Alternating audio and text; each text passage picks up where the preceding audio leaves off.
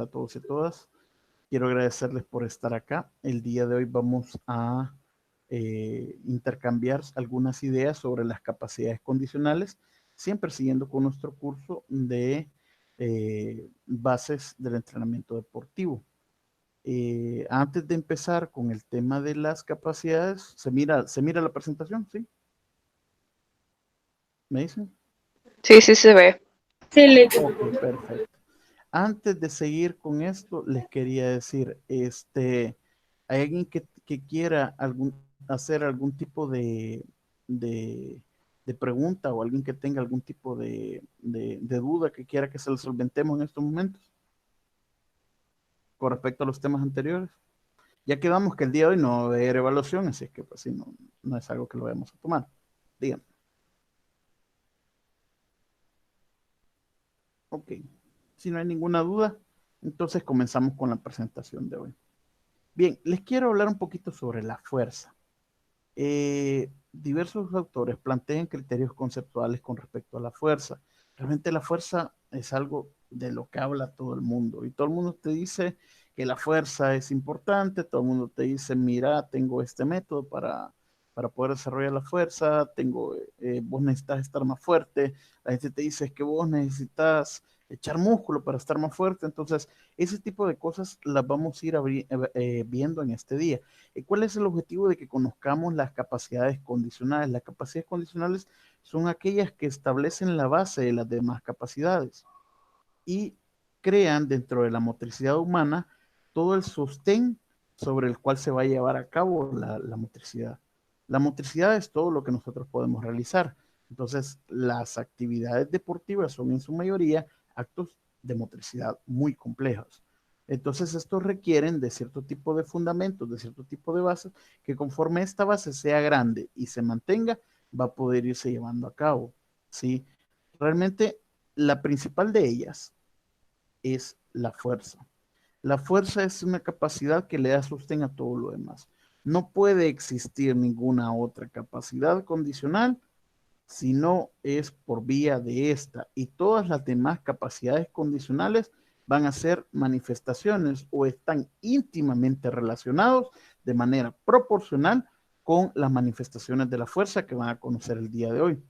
Todos los entrenadores entienden que la fuerza es la base del entrenamiento. Todo el mundo quiere que sus atletas sean más fuertes. Y el hecho que sean más fuertes también implica que van a ser más rápidos, que van a ser más resistentes, que van a tener mucha mayor capacidad de ejecutar tareas que requieran un gradiente enorme de potencia muscular con un límite de tiempo bien bajo. Entonces, eso también lo vamos a ir viendo y lo vamos a ir conociendo. La fuerza es proporcional al desarrollo de la técnica deportiva. Entre más fuerte está usted, ojo, entre más fuerte, no, entre más musculado, no siempre es proporcional a la cantidad de hipertrofia, la cantidad de fuerza que puede generar un organismo. Entre más fuerte esté, más fácil va a ser que usted aprenda todos los aspectos técnicos de determinado deporte. ¿Sí? Hay otros tipos de factores que se ven condicionados por la fuerza. Por ejemplo, la táctica deportiva está en dependencia de qué tan fuerte llegue mi atleta con respecto a los demás atletas con los que vamos a tener. Y además interrelaciona otro tipo de capacidades, como por ejemplo, que no son condicionales, como por ejemplo el equilibrio de ritmo. Normalmente, si usted tiene un grado de fuerza útil, o sea, un grado de fuerza bastante funcional, va a poder tener una capacidad de equilibrio muy alta, una capacidad de acoplamiento muy alta, una capacidad de respuesta y de rapidez de reacción compleja muy, muy alta. Y esto va a ser algo que vamos a ir viendo, pero también la fuerza tiene manifestaciones que incluso afectan a la flexibilidad. Es así de que mañana van a ver ustedes de que entre la flexibilidad activa y la flexibilidad pasiva se entiende que la flexibilidad activa es el gradiente de fuerza que permite que existan diferentes tipos de movilidad en la articulación y hasta donde llegue por ella misma es de carácter activo, y si la fuerza no da para más, entonces no se va a mover de más esa articulación. Ese tipo de cosas las vamos a ir enarbolando el día de hoy. Este, Nuestra musculatura es sin duda algo muy importante, pero el problema es que a muchos entrenadores se les olvida que no solamente es un tema de musculación como tal, sino que también es un tema de trabajo continuo, pero también de coordinación intramuscular, de que hay tendones, ligamentos, hay otro tipo de fibras en el músculo, otro tipo de componentes corporales que también influyen en la fuerza. El peso que tenga el atleta influye en la fuerza y también va a influir en el tema de rendimiento que se pueda tener. Entonces, esto es importante que ustedes lo vayan conociendo y que lo vayan viendo y que estemos interrelacionados con ello. ¿Alguna pregunta hasta aquí? Bueno, si no hay preguntas, avanzamos. La agenda de hoy. La agenda es con respecto a definiciones, clasificación, manifestaciones y consideraciones de la fuerza como tal. Es importante que vayamos viendo y que sepamos que no es lo mismo clasificarla que encontrar sus manifestaciones. Ya vamos a entender un poquito de cada una de estas. Primero, vamos a pasar a la definición de la fuerza. Vamos a entender para criterios de esta formación y de las formaciones futuras y también para tener un fundamento del entrenamiento deportivo completamente lógico, vamos a establecer una definición que yo acoté de acerca de la fuerza. ¿Qué es la fuerza? Es la capacidad de ejercer tensión generada por el sistema musculoesquelético del ser humano, o sea, el sistema tanto de músculos como de huesos, con todo lo que significa, con todos sus componentes, ¿verdad? Y la capacidad de ejercer tensión por este sistema es lo que vamos a entender por fuerza, ¿sí?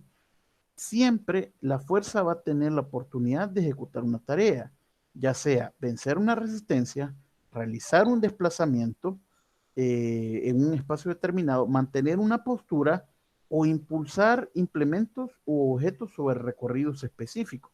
Yo quiero lanzar una llanta, entonces que se vaya recto, entonces sé que tengo que impulsarla con determinada grado de fuerza.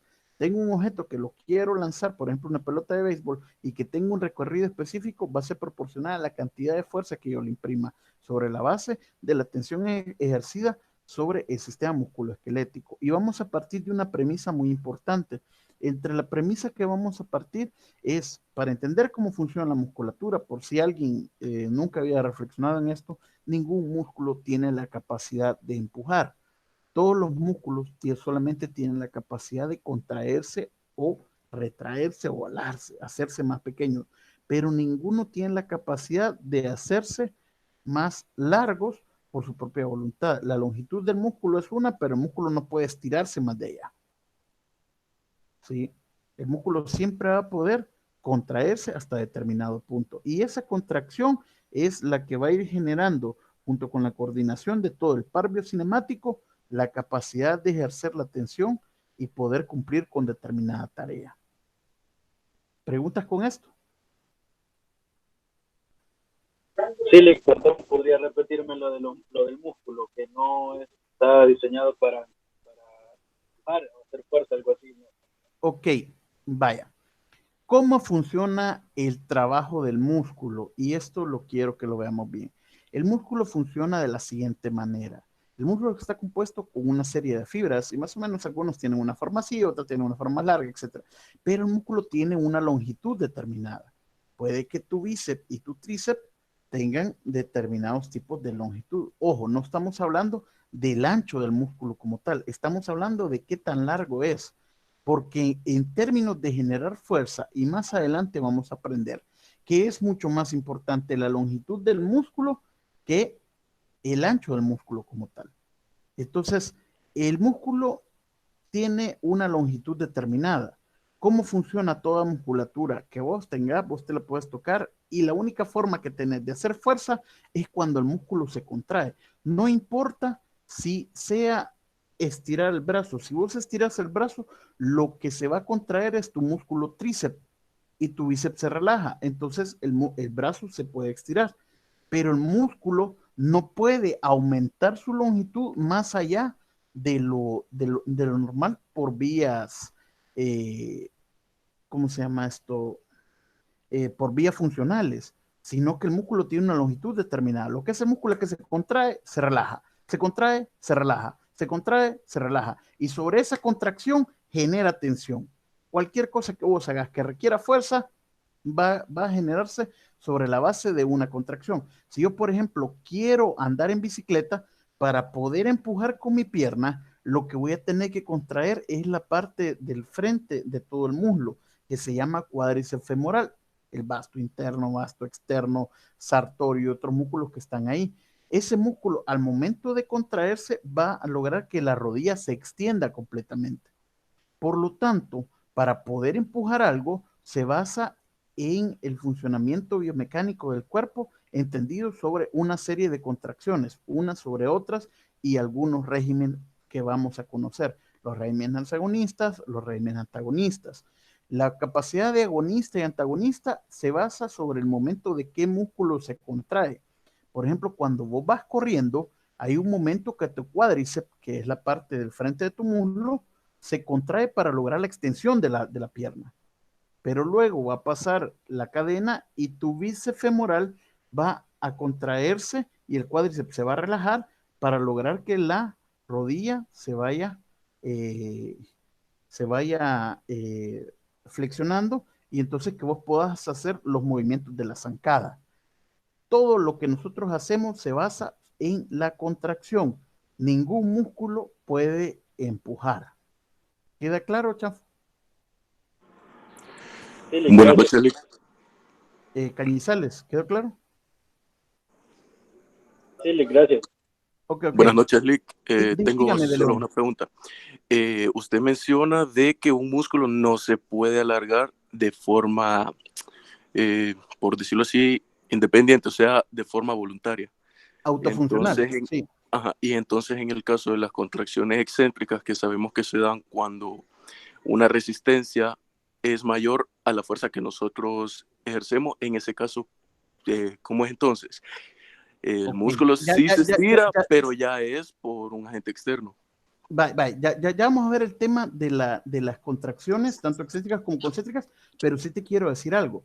La contracción excéntrica es un alargamiento, pero lo que hace el trabajo es que es la capacidad del músculo de mantenerse contraído a pesar que la resistencia lo está venciendo. Uh-huh. Pero no es que el músculo funcionalmente diga, me voy a alargar, sino que lo que hace que el músculo se vea en la necesidad de mantenerse contrayendo, a pesar que la resistencia lo va viendo, es la misma resistencia.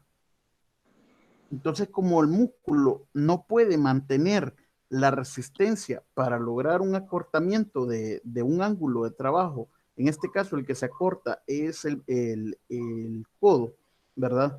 Y empezás vos a hacer un curl de bíceps y lo traes, este es un trabajo concéntrico donde el músculo se cierra y logra vencer la resistencia. Pero si yo agarro algo fuerte y lo quiero mantener y poquito a poco voy perdiendo, no es cierto que el músculo tenga la funcionalidad de alargarse. El músculo está queriendo contraerse, pero la carga lo está venciendo, Es mayor. el tonelaje lo está venciendo, la resistencia de la fuerza lo está venciendo y el resto es gravedad. Ahora, el músculo, si sigue manteniéndose por mucho tiempo, se puede romper, como así como se puede romper en una contracción concéntrica. Uh-huh. ¿Comprendes? Sí, muchas gracias. Sí, es bien sencillo. A veces hay dudas, pero por eso es de que queremos centrarnos una sola clase en este tema de la fuerza, porque la fuerza es lo que fundamenta todo. Lo que fundamenta todo. Vos lees a veces los criterios del entrenamiento deportivo planteado en una serie de libros y la mayoría de gente en los libros te plantea eso. Bueno, la fuerza es la base de todo y sobre la fuerza es que nosotros estamos trabajando. Un, un jugador de rugby que no tenga la fuerza necesaria para soportar el choque, lo van a lastimar, porque también la cantidad de fuerza que sea capaz de ejercer mi cuerpo va a ser proporcional a la capacidad de uso que va a tener mi cuerpo sobre el terreno de juego, sobre el ring, sobre el tatami, sobre la competencia de la carrera, etcétera. Los kenianos dicen, hay gente que dice, no, mira, los kenianos son tan flacos que no tienen fuerza. No, tienen un grado de fuerza funcional. ¿Aló? Muchas gracias, entonces. Ok, creo que a alguien se le abrió que hoy como que está ahí. Les voy a cobrar por las mascotas que asistan a la conferencia también. Ya vamos a ir sacando cuentas. A ver, Enrique García. Bueno, bienvenido, Enrique. ¿Cómo estás? Pasa adelante. Bien. Se sigue viendo el PowerPoint, vean. Entonces, vamos a partir de eso. que realmente ningún músculo es capaz de hacer una extensión de su capacidad funcional. Todas se contraen y sobre la base de la contracción es que nosotros funcionamos. Bien, si nosotros entendemos que la fuerza en nuestro sistema nos va a servir para vencer una resistencia, el término de vencer una resistencia va a ser como esto, estamos hablando, y quizás si la piedra es demasiado pesada, vamos a tener que hacer un esfuerzo considerable, pero conforme la vayamos moviendo, la resistencia se va a ir venciendo, y nosotros vamos a tomar el término vencer la resistencia sobre la base de realizar una tarea. Si nosotros realizamos un desplazamiento, por ejemplo, correr de un lado a otro o incluso caminar de manos o de cuadrupedia, eso requiere una cantidad de fuerza significativa. Si nosotros queremos mantener una postura, por ejemplo, la gente que levanta pesas y que tiene que mantener el snatch, que es el envión, o el clean and jerk, que es el arranque, y lo tiene que mantener durante 3 a 5 segundos para después bajar la barra, eso requiere también una cantidad de fuerza muy grande. O con solo sacar la barra de la sentadilla, y a veces no hacer la sentadilla, sino que solo mantener la barra, usted va a requerir de que se tensen cierta cantidad de músculos para que no irse hacia adelante y quizás la barra le caiga encima. Entonces, ese tipo de cosas vamos a reconocerlas y vamos a aprender de ellas el día de hoy. Vamos a hablar sobre la clasificación de la fuerza, y esto es importante porque quiero que quede bien claro cómo se clasifica la fuerza y por qué lo vamos a clasificar de esta manera. ¿Sí?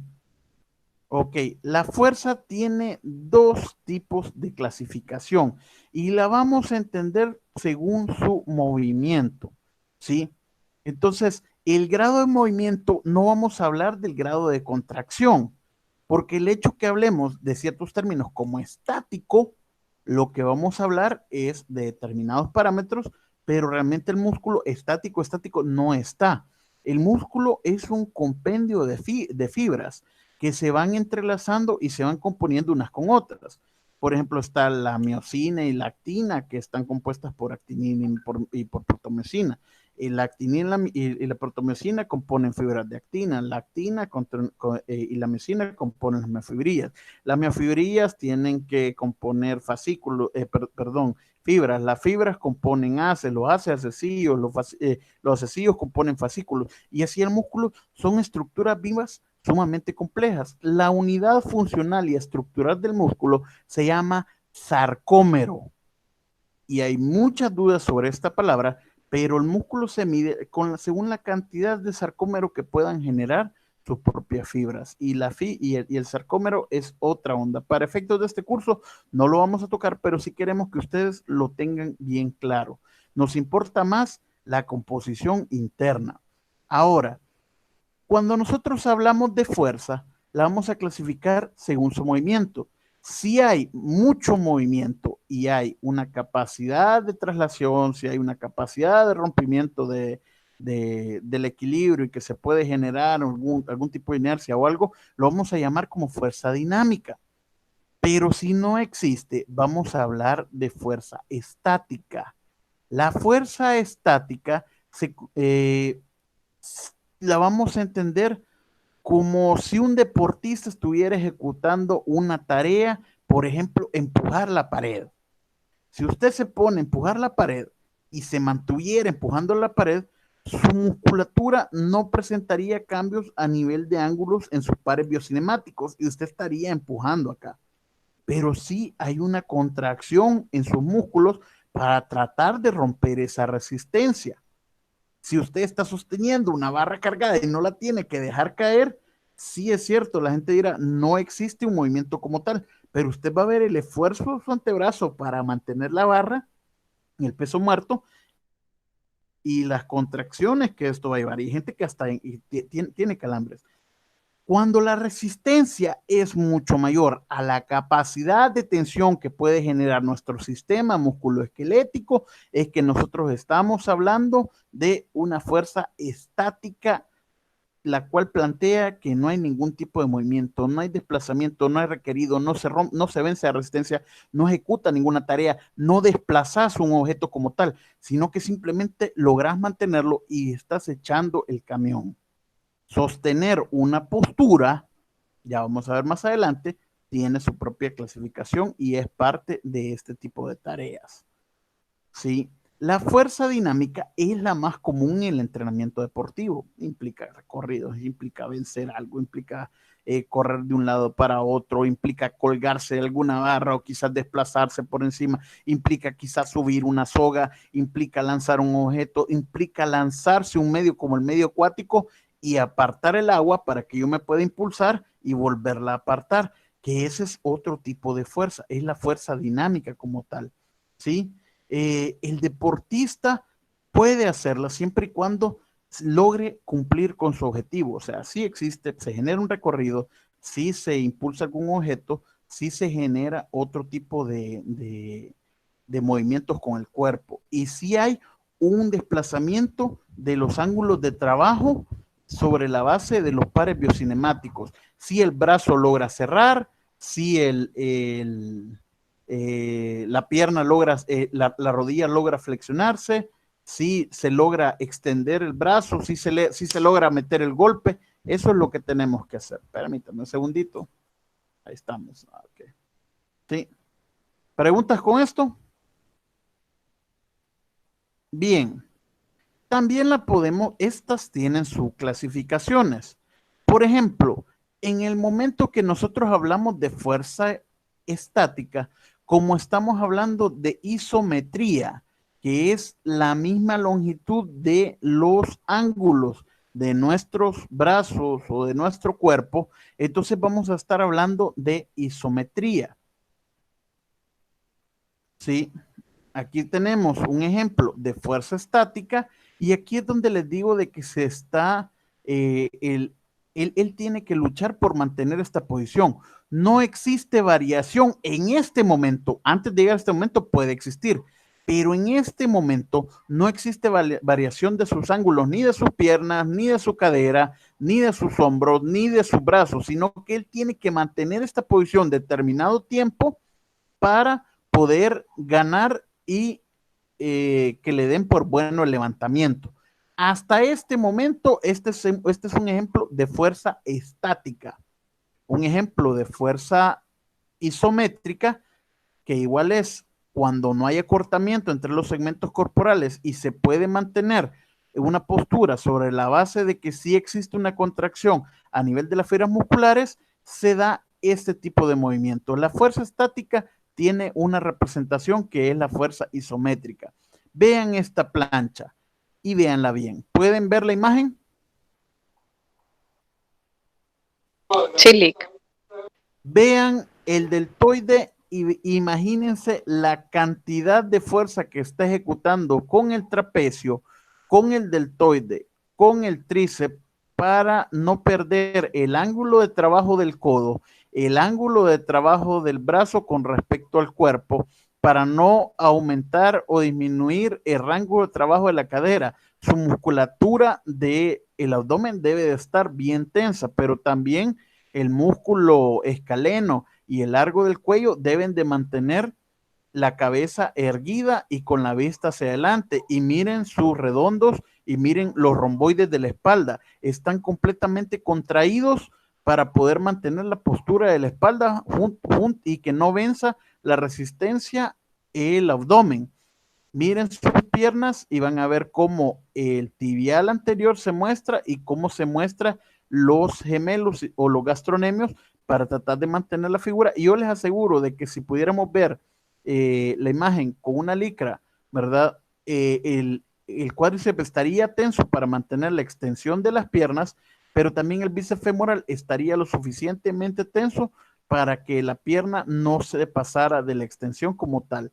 Y esto es una manifestación de la fuerza isométrica. Aquí podemos ver un ejercicio de que esto es fuerza estática porque no se cambia la presión, pero no existe una variación de la medida de los ángulos de trabajo en ninguna de sus articulaciones. Y esta persona quizás pueda tener esta postura 3 minutos, 4 minutos, 5 minutos. El récord son horas y días, creo.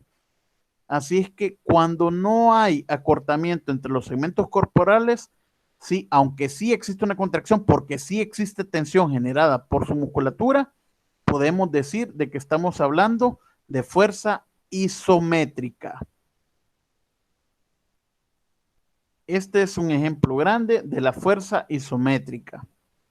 Precisamente a las 0 horas del día viernes, ¿cómo queda la base jurídica de este? Perdón, no se preocupen. Bien, bienvenido Rubén Quintanilla. Acaba de entrar aquí Rubén Quintanilla, que es parte del grupo de Mega Entrenamiento a través de su organización Felizmente en Forma. Es el autor del libro Felizmente en Forma y nos va a acompañar en el curso de Mega Entrenamiento para el día de mañana con el tema de la resistencia, la rapidez y la flexibilidad. No sé si antes de Hola, buenas noches, gracias. Hola, hola. Hola, no sé si quieres... si me escuchan. Sí, te escucho. Bueno, rapidito ahí para no interrumpir ahí que me estoy conectando ahorita que estaba en otras cuestiones. Pues buenas noches a todos, un gusto estar con ustedes, un gusto estar aquí con Gennady compartiendo los conocimientos que tenemos y espero que sean de mucho provecho, así que espero que en estos días estemos ahí compartiendo, así que dale ahí. Muchas gracias, Rubén. Bueno, continuamos con el tema de la fuerza. Este es el tema de la fuerza isométrica, que parte de la clasificación del movimiento de la fuerza y lo generamos desde la fuerza estática. Pero viene la fuerza dinámica. ¿Qué es la fuerza dinámica? Bueno, esta es la más común, como decíamos, y se produce cuando se logra vencer una resistencia. Por ejemplo, este es un ejercicio que se llama clean and jerk de mancuernas. Entonces la persona realiza un movimiento, hay un acortamiento y un cambio significativo de todas las articulaciones. Por ejemplo, si vemos la primera figura, en la primera figura existen las piernas a un ángulo de 90 grados, la cadera está hacia atrás para permitir que el tronco venga hacia adelante y existe un cierre del ángulo ventral del cuerpo. Los hombros están totalmente despegados a nivel de, perdón, los brazos están totalmente despegados a nivel del tronco y existe un agarre del implemento que son las mancuernas que están en el suelo. Cuando esta persona se estira, se contrae el cuádriceps femoral y por lo tanto las piernas se estiran, se contraen los gastronemios y por lo tanto se levanta el talón, ¿sí? Hay un cambio en el cual existe una tensión sobre la espalda y por lo tanto se aumenta el rango de trabajo del ángulo ventral y queda casi en 180 grados y se acompaña con un acercamiento de las mancuernas hacia los hombros y por lo tanto con el cierre del ángulo del codo de bíceps para poder ser ejecutado una flexión del brazo. Luego vamos a continuar el movimiento y quizás ya no se mueve el resto del cuerpo, pero va a haber un cambio en el cual hay una rotación de los brazos y existe una extensión completa del tríceps acompañada del deltoide anterior para poder ejecutar una elevación de las mancuernas por sobre la cabeza. Esto es un ejemplo de fuerza dinámica. Cualquier cosa que ustedes hagan en el entrenamiento que logre vencer la resistencia, realizar un recorrido, enviar un objeto, tiene que ver con la fuerza dinámica. Aquí, por ejemplo, si hacemos un alón de polea, si ejecutamos una dominada sobre la barra o incluso si ejecutamos lanzamientos, estamos llamando a usar la fuerza dinámica. Y la fuerza dinámica tiene dos tipos de clasificaciones. La primera es que de la fuerza dinámica puede partir la fuerza isotónica, que la fuerza isotónica no es más que los movimientos que se realizan con una variación de la angulación del brazo, pero manteniendo el mismo tipo de tono muscular. Y por lo tanto, cuando el tono es constante, el movimiento se puede realizar de una manera constante y sencilla. Usted puede estar haciendo curl de bíceps con poco peso y mantenerlo de una manera relativamente constante sin que incurra a necesidades de grandes cambios del tono muscular, ¿sí? Siempre hay dos fases en las cuales se pueden tener. La fase concéntrica, que es cuando la tensión generada por el sistema musculoesquelético logra vencer la carga y logra elevarla, logra lanzarla, logra hacer recorrido, o la fase excéntrica, que es cuando la carga vence al sistema musculoesquelético y él intenta mantener la contracción muscular, pero va ganando la carga porque es demasiado superior a la capacidad de tensión que yo tengo en mis brazos. Esas son las dos fases que hay, concéntricas y excéntricas. La otra clasificación es la de fuerza pliométrica. Ya esta de fuerza pliométrica la gente la está dejando de usar afuera. Aquí en El Salvador hay un lío con el tema de la pliometría, porque la gente piensa que la pliometría es casi cualquier cosa. O sea, pasas una escalera haciendo skipping, vamos a hacer pliometría. La gente piensa que saltar de un lado para otro es hacer pliometría y no. La pliometría es un ciclo rápido de acortamiento y estiramiento con una variación del tono muscular en milisegundos y es casi imperceptible, pero es la capacidad que tenés de ejecutar un movimiento con una explosividad enorme en milésimas de segundos. Entonces, se combina el tema de la contracción excéntrica, la isométrica y la contracción concéntrica, siendo el tiempo de contracción totalmente inapreciable. Por ejemplo, aquí tenemos un salto en profundidad. Imaginemos que nuestro atleta está parado sobre un cajón y cayó en el suelo. Justo cuando cae en el suelo, vamos a generar una reacción de toda la musculatura para que el atleta logre ir hacia arriba. Y por lo tanto, al momento que logre ir hacia arriba, va a generar un salto y después va a volver a aterrizar. Esto es lo que se denominaba pliometría y ahora se llama ciclo de acortamiento-estiramiento. O lo otro, aquí tenemos un atleta que está sobre un banco, salta. Al momento que cayó existe un tiempo reactivo mínimo y él con el mismo tiempo que hace para poder aterrizar, tiene que volver a salir para aterrizar en un banco que está alto. Entonces va de la altura hacia abajo, hacia la altura, hacia abajo, hacia la altura y quizás podemos ir jugando con la altura, disminuyéndola o aumentándola. Por eso es de que los ejercicios pliométricos solo se consideran pliométricos si hay un salto hacia el vacío, un salto hacia abajo. Entonces aquí podemos ver cómo él está saltando y está saltando hacia abajo para volver a subir. Aquí él salta hacia abajo y al momento que es reactivo vuelve a subir. Eso se llaman ejercicios de salto al vacío y esta es la pliometría en sí. ¿Preguntas?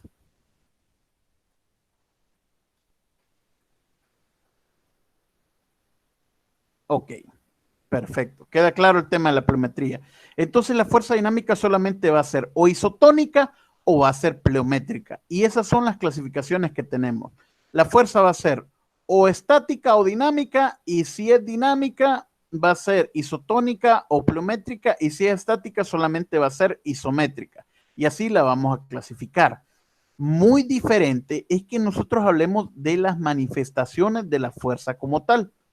La fuerza puede manifestarse según las tareas que nosotros vayamos cumpliendo.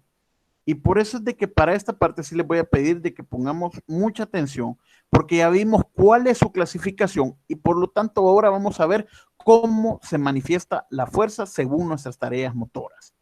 Entonces la fuerza, para motivos y efectos de este curso que es de base del entrenamiento deportivo, ya otro tipo de profundizaciones que veamos más adelante, vamos a hablar de otro tipo de manifestaciones que siempre tienen que ver con estas, pero estas son como la base y de esta parte en todas las demás. Las demás son solamente mezcolanzas según las tareas que vayamos realizando.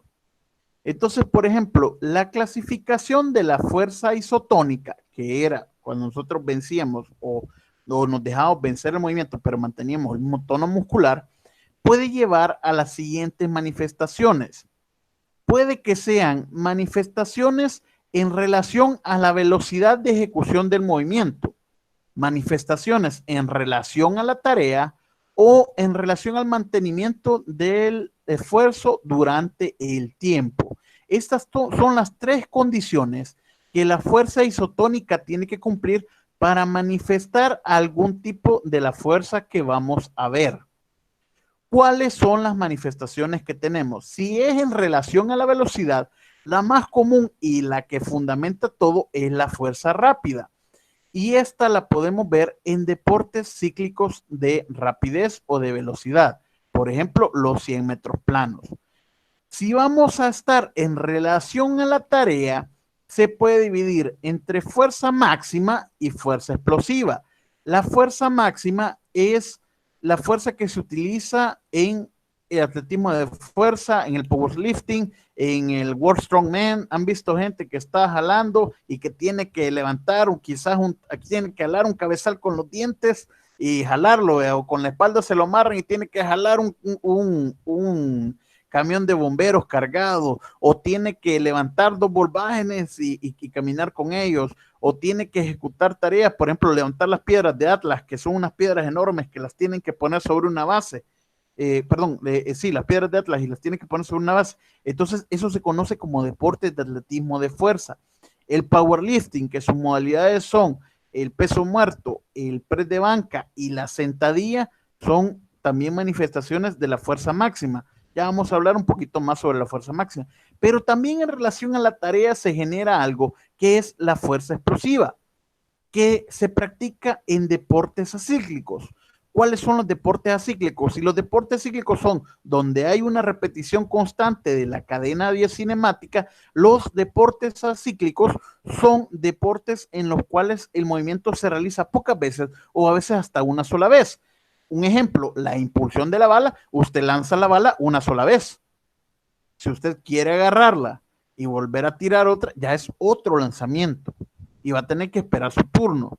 La jabalina va a tener que hacerla una sola vez. El salto alto va a poder saltar una sola vez para intentar pasar una meta. El salto de garrocha o el salto con pérdida, que requiere una aplicación y es uno de los deportes más lindos del mundo. Al momento que se dobla la pérdida, usted despega y en ese momento todo lo que hay es una manifestación de la fuerza explosiva.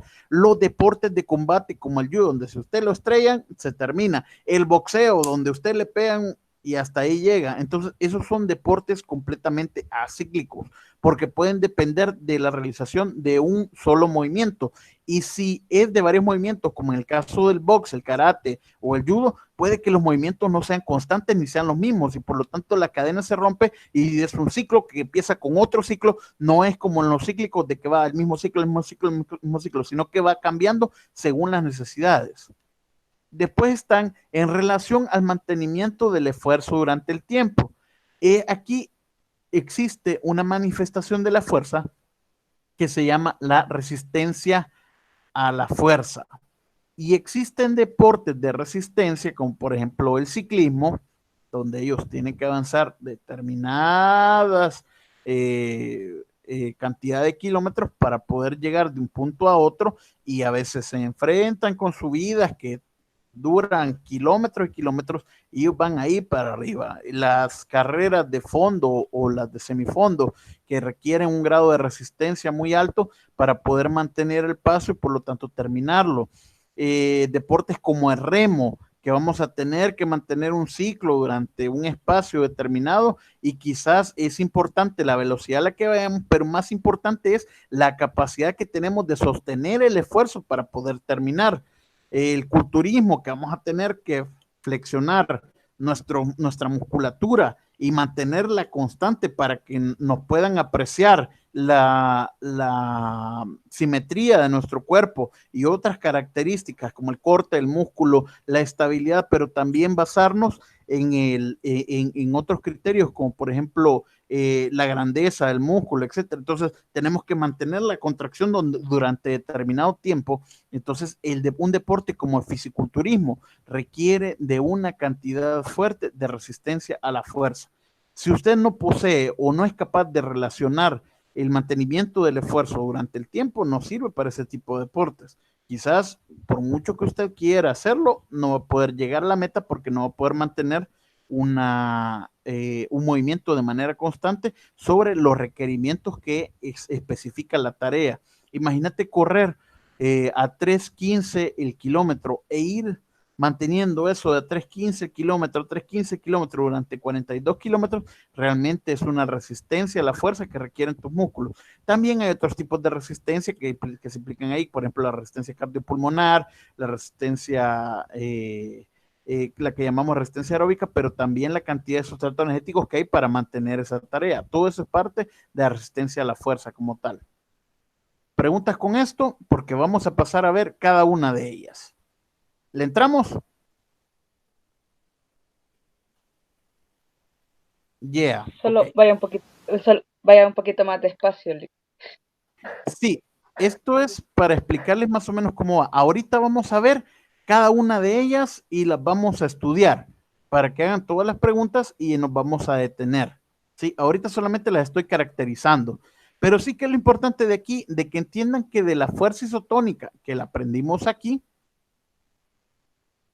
sí, porque la pliométrica ya vemos que tiene otra onda, de la fuerza isotónica van a partir este tipo de manifestaciones y todas van a estar condicionadas en relación a la velocidad de ejecución del movimiento, en relación a la tarea que se ejecuta o en relación al mantenimiento del esfuerzo en el tiempo. Todo esto que viene después lo vamos a ver más tranquilo. ¿Te parece, Kenia? Sí, Chévere. sí. Vamos a pasar con la primera. Vamos a hablar sobre la fuerza isotónica y su relación con la rapidez o con la velocidad. La fuerza rápida es la manifestación de fuerza en un sistema musculoesquelético que permite cumplir con una tarea en la menor cantidad de tiempo posible según sea requerido. Este es uno de mis corredores favoritos. Se llama Asafa Powell y el tipo es excelente corriendo. Entonces, ¿qué sucede? Asafa Powell tiene que correr de un lado a otro con mucha mayor facilidad. Si no, no puede llegar a cumplir con la tarea. Veámoslo correr en vivo.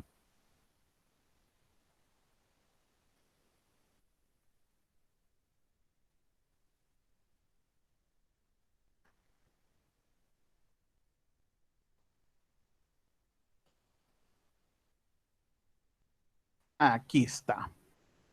Vamos a ver. Aquí está. Vamos a ver correr a Asafa Powell. Kuten myöskin tässä juoksussa miesten 100 metriä ¿Cuál AR. es Ja katsokaa tätä joukkoa, ainoastaan la kuningas. situación que tiene que cumplir el... ¿qué pasó? Que no se ve. Okay. Jamaikan Pantheri. Espérame que... Bueno, vamos a verlo en otro lugar. Creí que iba a salir esto. Clic dele en iniciar presentación y después reproduce el video. Tenés toda la razón, así es. Entonces, vamos a ver corriendo aquí. Kuten myöskin tässä juoksussa. Estos son los 100 metros planos y pueden ver la cantidad de gente que hay. Richard Thompson, Walter Dix, Mark Boone, etcétera. Entonces, ¿qué sucede? ¿En qué consiste este deporte? Este deporte consiste en trasladarse de un lado hacia otro, en recorrer 100 metros planos. Entonces, cuando tenés este tipo de deportes, según la cantidad de veces que vos puedas repetir el ciclo de la carrera y que tu cuerpo sea capaz de ejecutar ese movimiento según la cantidad de fuerza demandante, con una rapidez mayor a la de tus oponentes y en el menor tiempo posible, estás haciendo caso de algo que se llama fuerza rápida. Está haciendo uso de la fuerza rápida como tal. ¿Ven el video? Sí. Ahí tienen a Asafa Powell. Vamos a adelantarlo un poquito.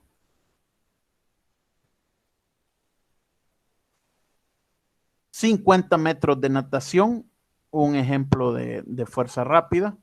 ...un sprint de ciclismo... ...una vuelta de ciclismo... ...un esfuerzo... un ejemplo de fuerza rápida... Bien, aquí se colocan ya los corredores. Esperan la marca. Cuando suena, ellos tienen que mover sus brazos y sus piernas para poder generar la mayor cantidad de movimiento y poder ser más rápidos que los demás. 9:72. ¿Lo vemos de nuevo? Ahí está. Salió, arrancaron, ahí van. Pueden ver de que todos son muy fuertes, pero hay unos que son más rápidos, como en este caso Asafa es mucho más rápido que todos los demás. Hay otros grandes corredores, pero a mí este siempre me dejó totalmente deslumbrado.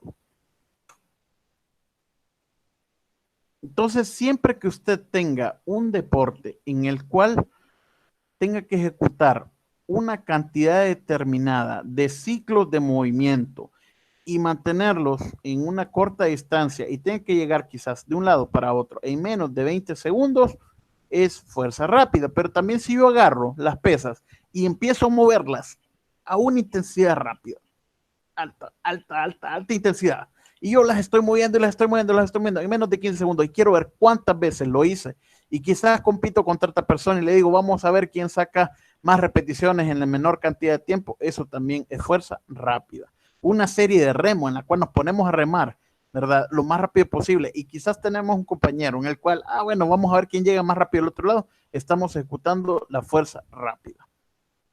¿Queda claro el tema de la fuerza rápida?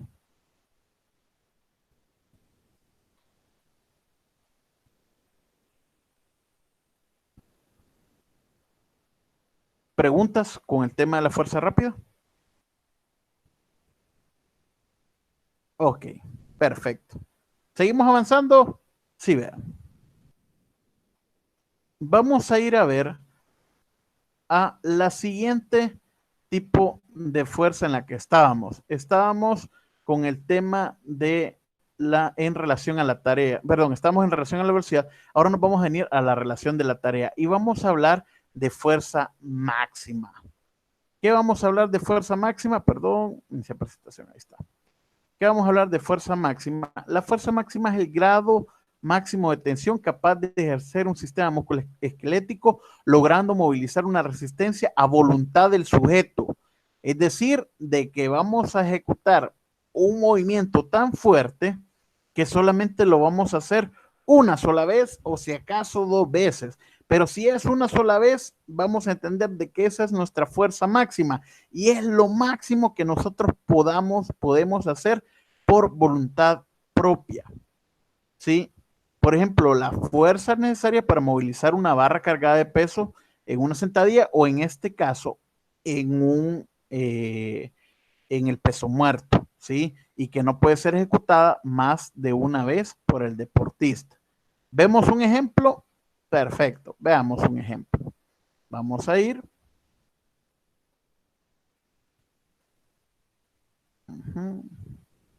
A ver, ¿qué pasó? Insertar video.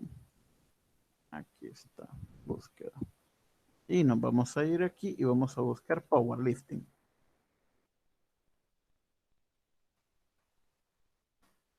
El powerlifting es parte de los deportes de atletismo de fuerza, ¿sí?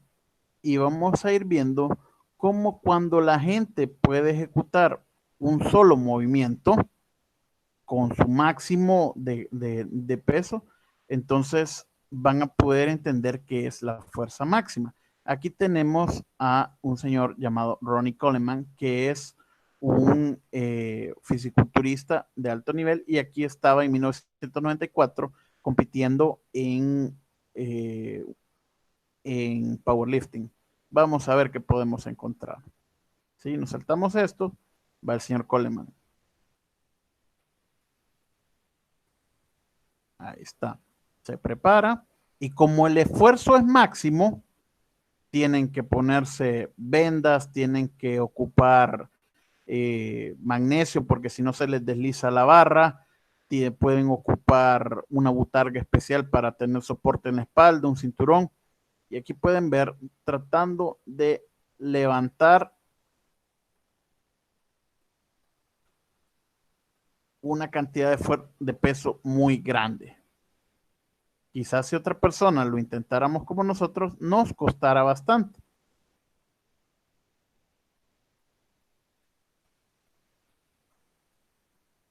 Miren, este señor va a intentar con sus posibilidades despegar la barra del piso. ¿Sí? Toma una sujeción. Él sabe que la cantidad de peso es muy grande y por lo tanto va a intentar hacerlo una sola vez, manteniendo la postura y logrando vencer la resistencia. Si no vencer la resistencia, no puede ser llamado fuerza máxima. Es un intento de fuerza máxima, pero no fuerza máxima. Miren cómo despega 100 kilos. Va para arriba y lo logró. Tiene que mantenerlo y ahí va hacia abajo para ponerlo. ¿Sí? Así es que ese tipo de cosas son, son ejemplos de fuerza máxima. También podemos encontrar otro tipo de ejemplos. Aquí ven cómo se prepara Ronnie para poder hacer su otro intento. Se prepara con magnesio, logra tener un cinturón para el soporte de espalda e incluso requieren grandes tipos de concentración para poder ejecutar el movimiento. Ahí va bien concentrado.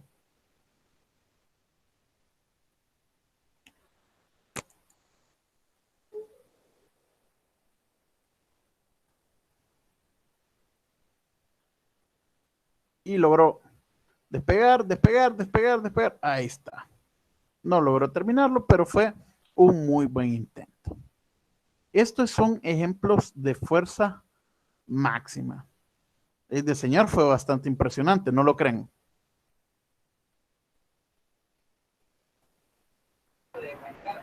La verdad. Muy impresionante. Muy impresionante. Entonces, la fuerza máxima es importante que nosotros la conozcamos, porque al ser la posibilidad de que nosotros podamos ejecutar un solo movimiento, de esta van a partir más adelante posibilidades para poder ciclar la carga o para poder hacer desviaciones, porque eso se va a traducir en el 100% de nuestro rendimiento. De ella podemos trabajar ya, si tenemos una sola repetición, se convierte en algo que se llama repetición máxima. Y sobre la repetición máxima, nosotros podemos plantear diferentes tipos de trabajo. Por ejemplo, algo que yo solamente puedo levantar 8 veces, se puede convertir en mis 8 repeticiones máximas. De una repetición que yo podía hacer, voy a bajarle peso en una escala y quizás por mi 80, por mi 75% sean las 8 repeticiones que yo pueda hacer. Entonces yo sé de que mis 8 repeticiones máximas van a estar en concordancia con el 75% de mi peso y por lo tanto sí puedo ciclar la carga, levantar tanto con tanto. La fuerza máxima sirve para eso, porque la fuerza máxima nos da la guía de cómo vamos a establecer o cómo vamos a llevar el tema del ciclaje de la fuerza como tal, pero también nos permite decir que tanto realmente mi atleta puede moverse. ¿Comprendido?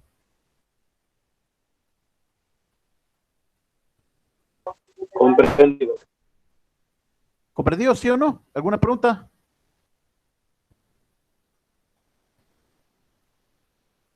En otra ocasión más adelante vamos a aprender a ciclar cargas con la fuerza máxima, pero el día de hoy vamos a irnos acá. ¿Sí? La siguiente tonalidad que vamos a ir a aprender, si teníamos que en relación a la tarea ya vimos de que si solo podemos hacer las cosas vamos a ir por la fuerza máxima, pues la otra es la fuerza explosiva, que requiere no quizás de un esfuerzo máximo, pero sí de un esfuerzo máximo o que requiera de una cantidad de contracción alta en un menor tiempo determinado. Y vamos a ver sobre la fuerza explosiva, que es la manifestación de la fuerza que permite generar un sistema musculoesquelético la mayor cantidad de potencia posible en el menor tiempo. Recordemos que potencia es igual al trabajo sobre el tiempo, sin perder la eficiencia de la tarea, necesitando para ello un grado alto de reclutamiento de las fibras musculares y permitiendo con eso utilizar una gran magnitud de fuerza durante un periodo de corta duración y de pocas repeticiones. Un ejemplo, un salto que nosotros querramos tener, las posibilidades de salto de un atleta sin impulso es un movimiento de fuerza explosiva. En el menor tiempo posible, él tiene que reclutar la mayor cantidad de fibras para cumplir con la tarea y volver a aterrizar. Y entonces la medición de esto quizás sea, o la medición de hasta dónde él puede despegarse, quizás sea el resultado proporcional a la cantidad de fibras que yo puedo reclutar. Veamos un par de ejemplos. Vamos a ver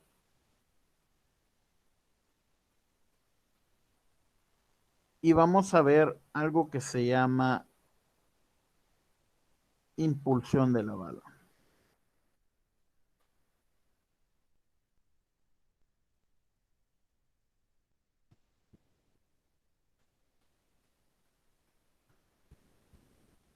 A ver. Impulsión de la bala. Aquí está. Vamos a iniciar la presentación. Y vamos a ir a hacer. Bien, la persona se prepara. Empieza con sus preparativos. Hace un movimiento, recluta toda la cantidad de fibras y logra lanzar el implemento como tal. Vamos a ver si lo logramos encontrar en un lugar un poquito más. Que no sé por qué los videos que tenía aquí no me aparecieron, pero bueno. A ver.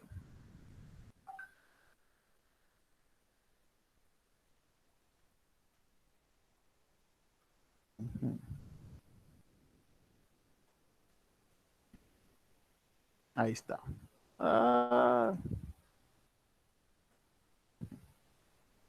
Vamos a verlo en YouTube. Esto no permitieron hacer. Bien. ¿Me avisan si se mira con lo que voy a hacer ahorita? ¿Se mira? No, Lick. No. Ok. ¿Y ahora?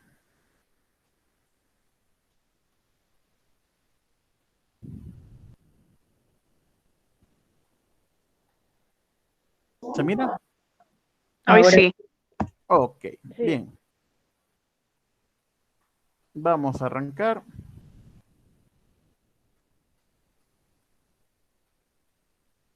Aquí pueden ver gente que son de las personas más explosivas del planeta y ellos lo que tienen es la capacidad de reclutar una cantidad de fibras en el menor tiempo posible y por lo tanto pueden realizar tareas impresionantes. La bala que ellos están moviendo pesa 7 kilos con 25, con 250 gramos.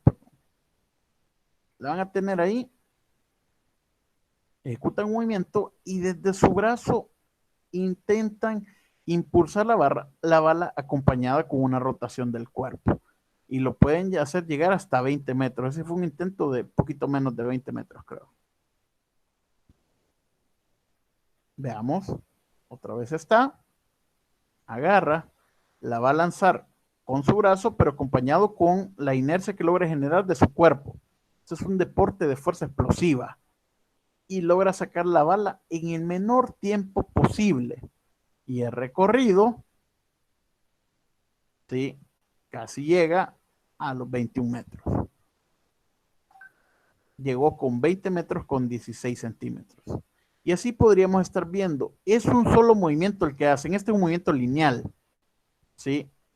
Va hacia atrás en lugar de rotar completamente. Hace solamente un desliz y transmite eso hacia la bala.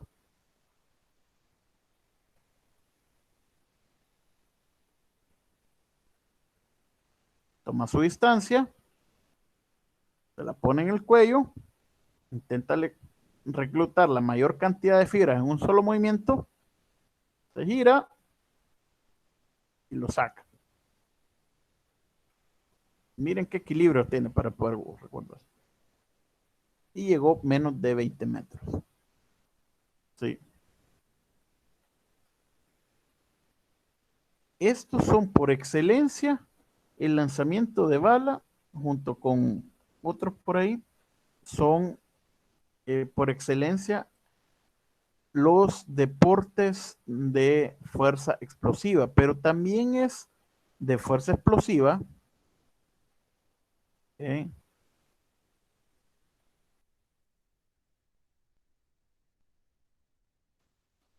Aquí está, muy bien.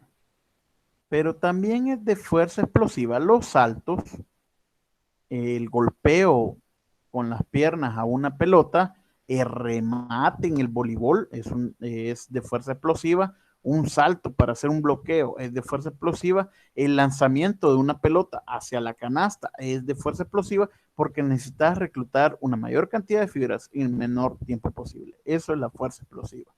¿Preguntas con la fuerza explosiva? Sí, Lick. Dígame. Es lo mismo, o sea, es lo mismo, ¿verdad? De la velocidad con la que se activa el sistema neuromuscular.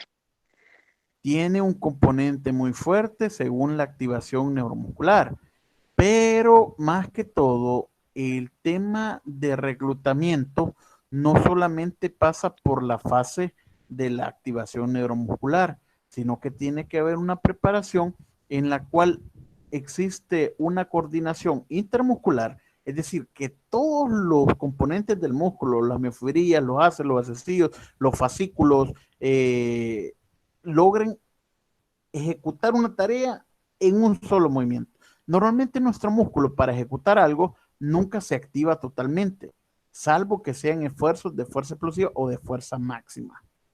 ¿Sí? Ya se me olvidó mencionarles algo en el tema de la fuerza máxima, que lo voy a regresar después, pero ahorita con la fuerza explosiva lo vamos a ver. Hay componentes neuromusculares que pueden alterar la fuerza. En el tema de la fuerza explosiva, quizás... Factor biológicos. Hay factores biológicos, pero también hay condiciones que pueden alterar. Un ejemplo, y es muy útil este ejemplo. Imagínate de que estás abajo de mecánico y que te cae un carro encima y vos sentís que viene y de pronto el cerebro mandó la orden que se mueva todo tu cuerpo y que salgas de ahí y la gente te dice, yo no sé cómo me salí. O en el caso que se te venga algo muy pesado y que vos logres apartarte y con un movimiento sumamente explosivo porque todo tu cuerpo se pudo correlacionar en un solo movimiento y este fue para poder quitarte el golpe de algo que te venía a caer encima. Esas son situaciones de lucha o de huida en las cuales se activan nuestros mayores gradientes de fuerza explosiva y de fuerza máxima. Hay gente que quizás si no pudo salir corriendo y le cayó el carro encima, recordemos el ejemplo del carro, hay muchas historias de gente que pudo levantar el carro y salirse de ahí, porque su cuerpo reaccionó hacia unas posibilidades que solamente pueden ser usadas en condiciones de laboratorio o en condiciones de lucha o huida, que es nuestra capacidad de rendimiento total. Y el rendimiento deportivo lo que busca es que nosotros acerquemos sobre la base del entrenamiento hacia la capacidad de rendimiento total que tiene una persona. En los atletas bien entrenados, la diferencia entre rendimiento total y el rendimiento deportivo va a ser mínima, va a ser poca, pero con una persona quizás la diferencia sea mucho más. Una persona normal que no entrena, quizás la diferencia sea grande. Yo no sé dónde saqué fuerzas, pero yo agarré al hombre y lo estrellé, dice la gente. Pues sí, porque se activó este tipo de componente. Yo no sé cómo le hice, pero yo vi que venía el carro y salté. Pues sí, porque se activó este tipo de componentes. Entonces, la mayor parte de las cosas que hagamos en ese tipo de condiciones, que son condiciones extra laboratorios o de lucha y huida plenas, son manifestaciones o de la fuerza explosiva o de la fuerza máxima, ¿sí? Y por eso se cumplen la idea que teníamos de que estuvieran clasificadas sobre la relación de la tarea. ¿Cuál es la relación de la tarea? Sobrevivir, saltar, brincar. Hay gente que se ha caído de un palo y ha caído de un árbol y ha caído completamente de pie y no le ha pasado absolutamente nada porque su cuerpo supo llamar al gradiente de fuerza y mantenerse ahí mantenerse cohesionado para no lastimarse. Eso sucede. Tenemos en el chat, dice Rudy Murcia, la salida de los 100 metros en atletismo es un ejemplo de fuerza explosiva. La salida como tal de romper la inercia podría ser un ejemplo de fuerza explosiva. La continuación de la carrera como tal es fuerza rápida. ¿El golf es un ejemplo de fuerza explosiva? Sí, el golf es un ejemplo de fuerza explosiva. Cuando vos le pegás, vos tenés que ir con una cantidad de fuerza, pero no siempre le aplicás toda la fuerza en el golpe, que por eso es de que el golf es variado. El golf es considerado como uno de los deportes, al igual que el billar, que son de coordinación oculomanual y de cierto grado de fuerza. A veces es explosiva, a veces no. A veces más de toque, ¿sí? Cuando se inicia la fuerza isométrica, bueno, ahí está, en relación con el disparo, sí. Al momento de los 100 metros, exactamente lo que dice el maestro Rubén, si es un esfuerzo si es fuerza explosiva, ¿verdad? Pero solamente la salida. La continuación de la carrera ya es fuerza rápida. Ahí, gracias Rubén. Sí, También sería fuerza rápida entonces, sí, porque son mezclas. Casi nunca nosotros ejecutamos tareas puras.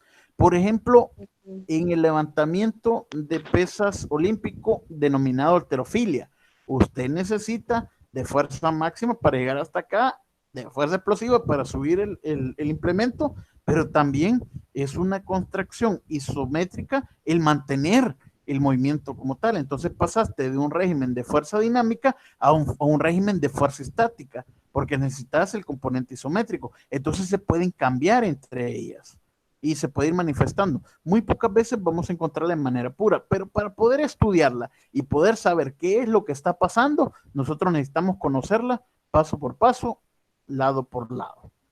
¿Comprendido eso? Yo quería dar un aporte también. Dime.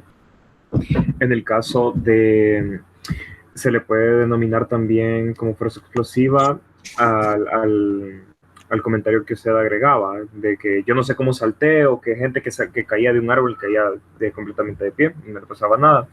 Se le puede denominar fuerza explosiva al impacto que se puede llevar en el skateboarding.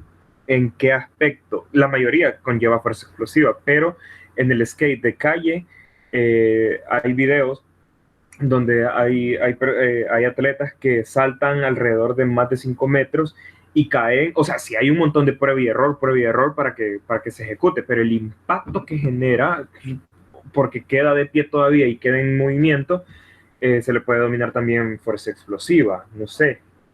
Fíjate que el skateboarding es un deporte muy interesante, ya que te tenés que desplazar sobre un implemento. Entonces vos tomás cierto tipo de rapidez sobre la tabla, y cuando viene algo vos tenés que aplicar una cantidad de fuerza determinada para poder saltar el implemento como tal, o para poder caer bien, o para poder ejecutar alguna pirueta, para poder despegarte. Eso es parte de la fuerza explosiva en el momento del salto como tal. Pero ya si ves manifestaciones como por ejemplo, si has visto los X Games y vos ves las rutinas de Tony Hawk o de, no sé, igual podrían poner ciclismo con Dave Mirra, ¿verdad? O con Ricky Carmichael en el caso del motociclismo. Cuando ellos mantienen un movimiento constante de un lado para otro, eso se considera como fuerza rápida, y conforme ellos rompen la inercia arriba y se van moviendo, eso sigue siendo fuerza rápida para poder aterrizar. La fuerza explosiva estaría en romper la inercia y en cambiar de un movimiento hacia otro movimiento como tal. Si te caes y caíste parado, pues sí, es una fuerza explosiva. Pues sí, porque tú tuviste que reclutar las fibras para poder mantener la postura y poder cumplir con la tarea. Ok. Sí.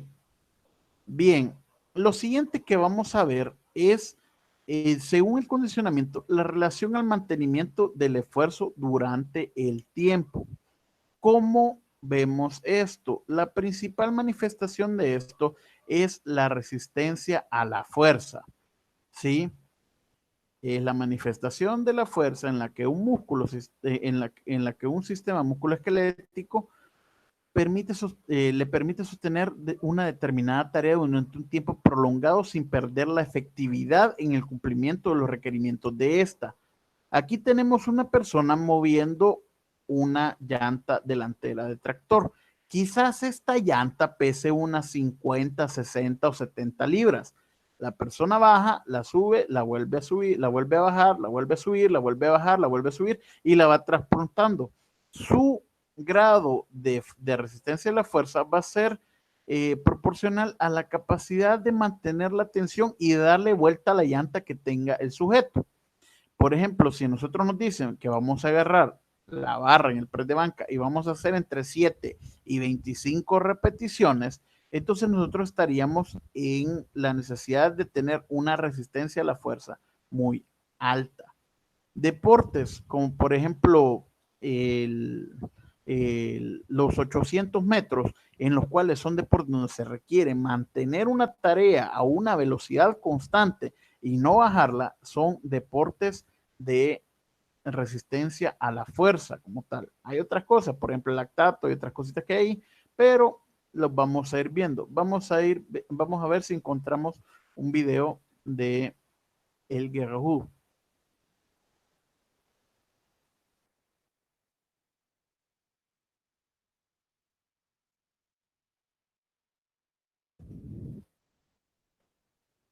800 metros.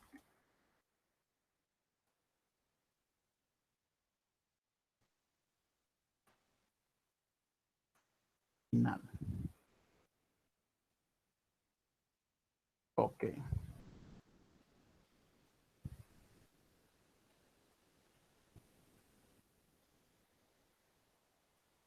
Vean, estas personas, otra vez vamos a ver a YouTube. Ok. Estas personas están ejecutando una tarea que es correr 800 metros y están compitiendo entre ellos en las Olimpiadas del 2012. ¿Qué es lo que van a hacer?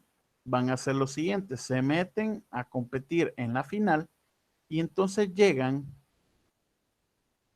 y se ponen, hay kenianos, hay personas de Londres, hay de otros. Entonces, cada uno de ellos tiene que conservar la velocidad de los 800 metros de manera constante y por lo tanto va a ser complicado y va a requerir un grado de resistencia a la fuerza, porque si solamente fueran rápidos, la rapidez se terminaría quizás a los 20, 30 segundos. Esto requiere que ellos lo hagan en mucho más tiempo que eso. Arrancan los 800 metros, se van metiendo, van a pasar los primeros 400.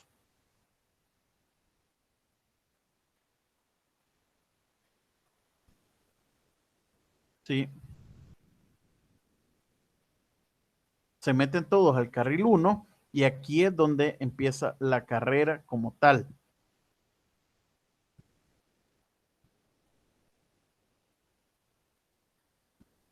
Tienen que mantener el paso y ver cómo sostienen la velocidad para que al final de la carrera ellos puedan rematarlo y mantener ese paso constantemente y llevarlo de una manera que les sirva para su rendimiento deportivo es un ejemplo importante de resistencia a la fuerza. O sea, hay que mantener el mismo nivel durante todo ese periodo de tiempo. Durante el periodo de tiempo. Entre mayor seas capaz de sostener un esfuerzo prolongado durante un tiempo determinado, siendo este útil en lo que estás haciendo, tu coeficiente de resistencia a la fuerza es mucho mayor. Mira aquí, ya empezaron a aumentarlo, ya había alguien que estaba marcando el paso y ya va perdiendo fuelle. La otra persona se supo administrar mejor, tiene un grado de resistencia a la fuerza mucho más grande y va a intentar alcanzar al que va más adelante y por lo tanto puede meterle otro tipo de esfuerzos. El de adelante lleva demasiada ventaja y logra cerrar. Esto, como les digo, es un ejemplo. ¿En cuánto lo hicieron? En 1 minuto 40. Y esto puede durar, dependencia del rendimiento que usted quiera mantener, ya hablamos de la carga, puede durar entre 30 segundos, 1 minuto, hasta 6 horas, en dependencia de cuánto tenga usted para poder echar a andar esto.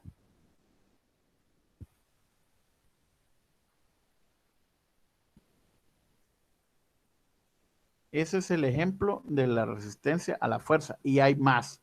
Mantener la remada de resistencia a la fuerza, mantener el paso de una bicicleta es resistencia a la fuerza, mantener una carrera en una triatlón o una nadada en la triatlón es resistencia a la fuerza, o también la misma natación en 400 metros, eso es pura resistencia a la fuerza. Mantener la técnica, mantener la velocidad de manera constante y que te vaya sirviendo. Con respecto a las manifestaciones, escucho preguntas.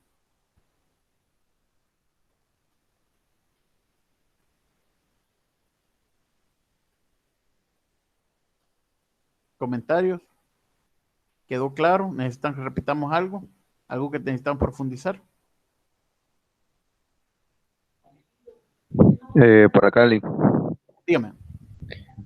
Nada más para agregar, todas esas manifestaciones de la fuerza, pienso que también están en concordancia con lo que ya anteriormente mencionaban, ¿verdad? Que era con los factores biológicos.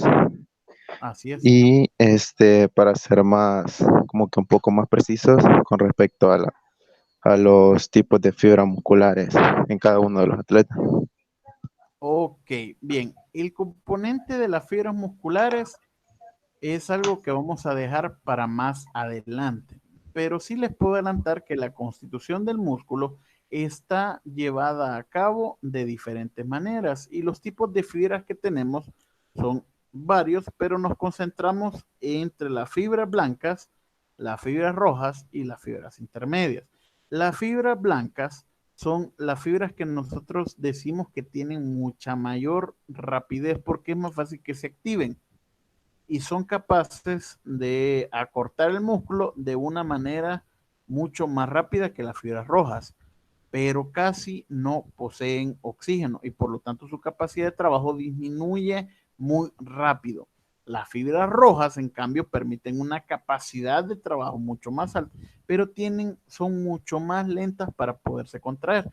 Y hay un tipo de fibra, que es la fibra intermedia, que es la fibra rosada, que según el entrenamiento va a ir hacia la blanca o hacia la roja. El éxito del entrenamiento como tal es movilizar esa cantidad de fibra rosada, ya sea hacia el lado de la fibra blanca o hacia el lado de la fibra roja, que realmente blancas y rojas tampoco es que sean, sino que se llaman fast twitch y slow twitch, pero se le llama así de blancas y rojas y eso lo van a encontrar en muchos libros de los que ustedes tienen en sus universidades o en sus bibliotecas que no están tan actualizados, pero sí los van a ver en ese sentido, sobre que sean fibras de contracción lenta, fibras de contracción rápida y fibras de contracción intermedia. El entrenamiento de fuerza sobre la base de una búsqueda de rendimiento deportivo tiene que ver con qué tan hacia el lado de la fast twitch haces el atleta de explosividad o qué tan al lado de la slow twitch haces al atleta de resistencia. Y sobre eso es que uno va jugando así. Pero eso requiere de otro encuentro donde hablemos de fisiología del esfuerzo como tal. Muy buena intervención, Mario, te felicito. ¿Alguien más?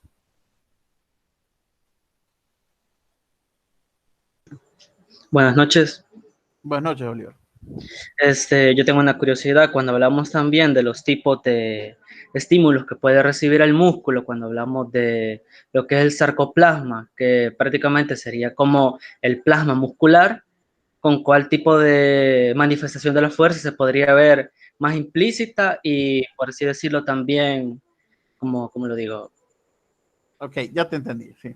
Trabajarlo de esta forma. Y sí. también cuando hablamos de la miofibrilar. Entonces, entonces esa es mi pregunta. Ok, bien. Hay dos tipos de hipertrofia muscular, la miofibrilar y la sarcoplasmática. Dependen de diferentes factores para poder verse afectadas, pero más o menos lo vamos a ver de esta manera. Ya ahorita te pongo el... Ajá, esto es para que lo entendamos de qué estamos hablando. Lo voy a poner aquí sobre la resistencia a la fuerza. ¿Ven la fibra?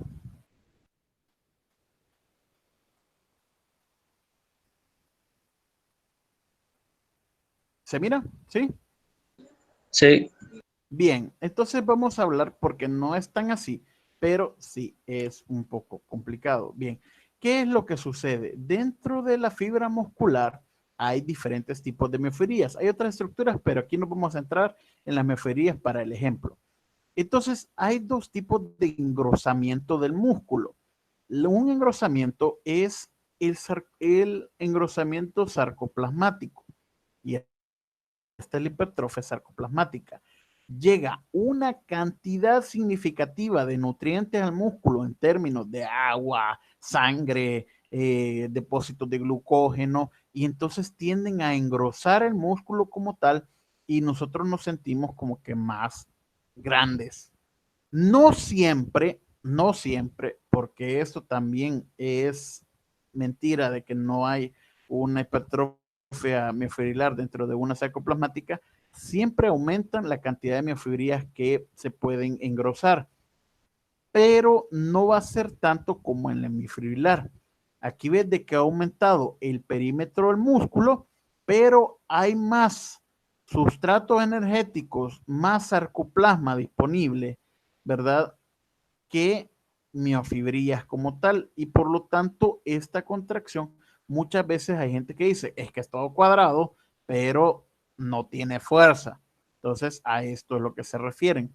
La hipertrofia miofibrilar tampoco es tan así, muchas veces es mucho más pequeña que la sarcoplasmática, no es siempre el mismo tamaño, pero lo que se lleva es al engrosamiento de una cantidad significativa de miofibrillas, no a la aparición de más miofibrillas, sino al engrosamiento de una mayor cantidad, porque la aparición de más miofibrillas se llama hiperplasia muscular y eso tiene condiciones patológicas que son un problema. Que vos te crece mucho más fibras musculares de las que hay, bueno, es otra onda. Diferente es que las fibras se rompan y se reparen y entonces se van engrosando como tal. Esta O sea, es, diga. o sea, ya es, o sea, está determinado por la estructura de las fibras. Ya hay una cantidad de fibras que nosotros poseemos. Siempre aparecen con nuestro crecimiento, algunas más, algunas menos, y conforme la actividad que tenemos, siempre hay una que otra, pero no es de manera masiva.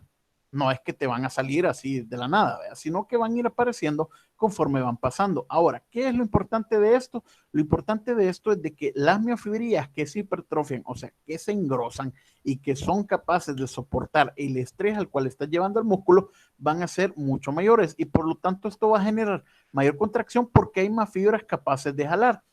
Aquí no se han engrosado todas, pero ha llegado una cantidad significativa de nutrientes y de líquido al músculo, sangre, etcétera. Y por lo tanto este músculo va a estar bien alimentado y por lo tanto va a estar grande. Sí, este es el equivalente a estar en forma y estar un poquito pasado de peso. Sí, es exactamente ese tipo de equivalencia lo que hay. Quizás los dos pesen 100 kilos, pero una persona en forma va a poder generar mucha más fuerza que una persona que está pasado de peso y el peso sigue siendo el mismo. Y quizás el índice de masa corporal siga siendo el mismo, ya que hay mucha gente que en este país que todavía le encanta el índice de masa corporal. Pero esto es lo que sucede con la hipertrofia sarcoplasmática y con la hipertrofia miofibrilar. ¿Contesta tu pregunta, Oliver?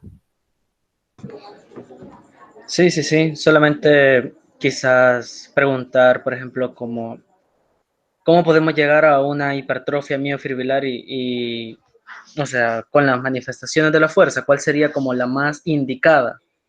Ok, bien. Mm. Lo que te voy a decir y se lo voy a compartir es un secreto profesional. ¿Cómo se ejecuta o cómo se llega a esto? Bueno, entendemos que el músculo de una persona que está por entrenar es aquí. ¿Eso lo entendemos todos, sí o no? Sí. Sí. Sí, ok. Si yo ejecuto ejercicios de resistencia a la fuerza con determinadas condiciones, voy a poder obtener este tipo de hipertrofia. Las condiciones no te las voy a decir porque ese es un secreto profesional.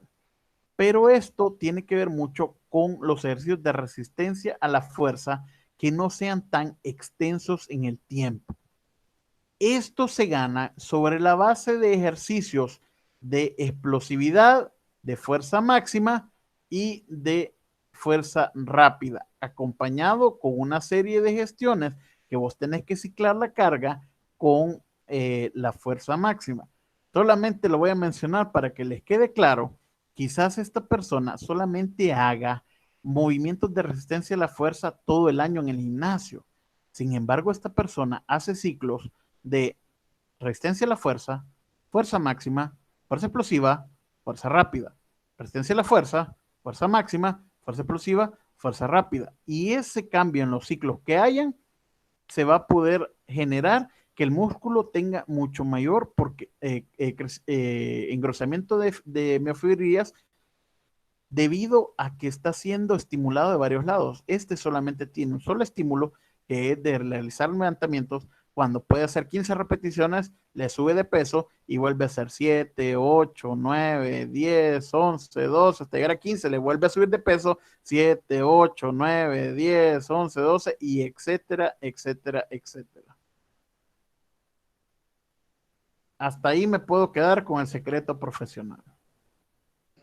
No deberían de haber secretos. Lo que pasa es que si no, hay parte de la formación que no todos estamos listos en todo momento para recibirla. Pero ya con esto ya tenés una idea y el resto es talento. ¿Se entiende? Sí, se entiende.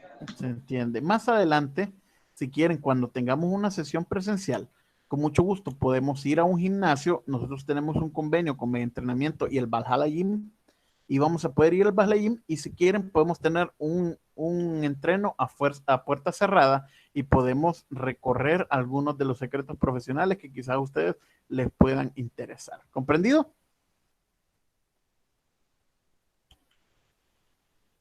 Sí. Ok. Bien. ¿Queda claro el tema de las manifestaciones de la fuerza antes de pasar a algo más? Bien. Excelente. Vamos a ver algo que son las consideraciones del entrenamiento de la fuerza, que son algunas consideraciones rápidas que si tienen ahí para anotar, anoten para que se les quede claro. ¿Cuáles son los factores que influyen en el nivel de fuerza del deportista?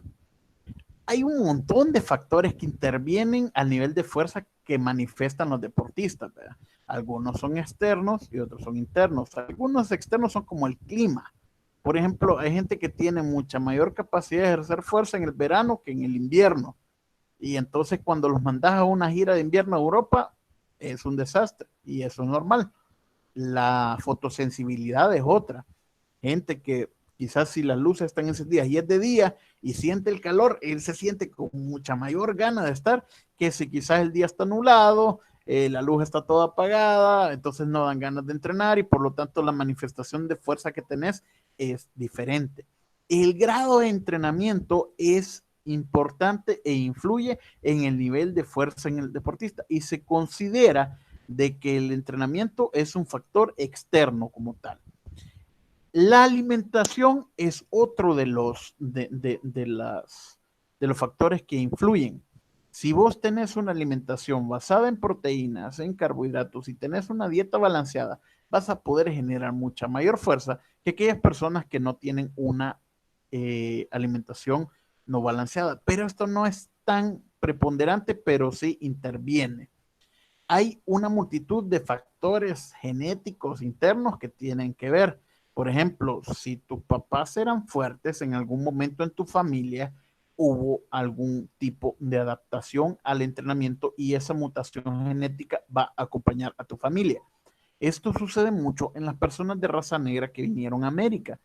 Al pasar tantos años esclavizados, el cuerpo logra realizar una adaptación que la transfiere a través del ADN y por lo tanto la genética de los individuos tiene que ver.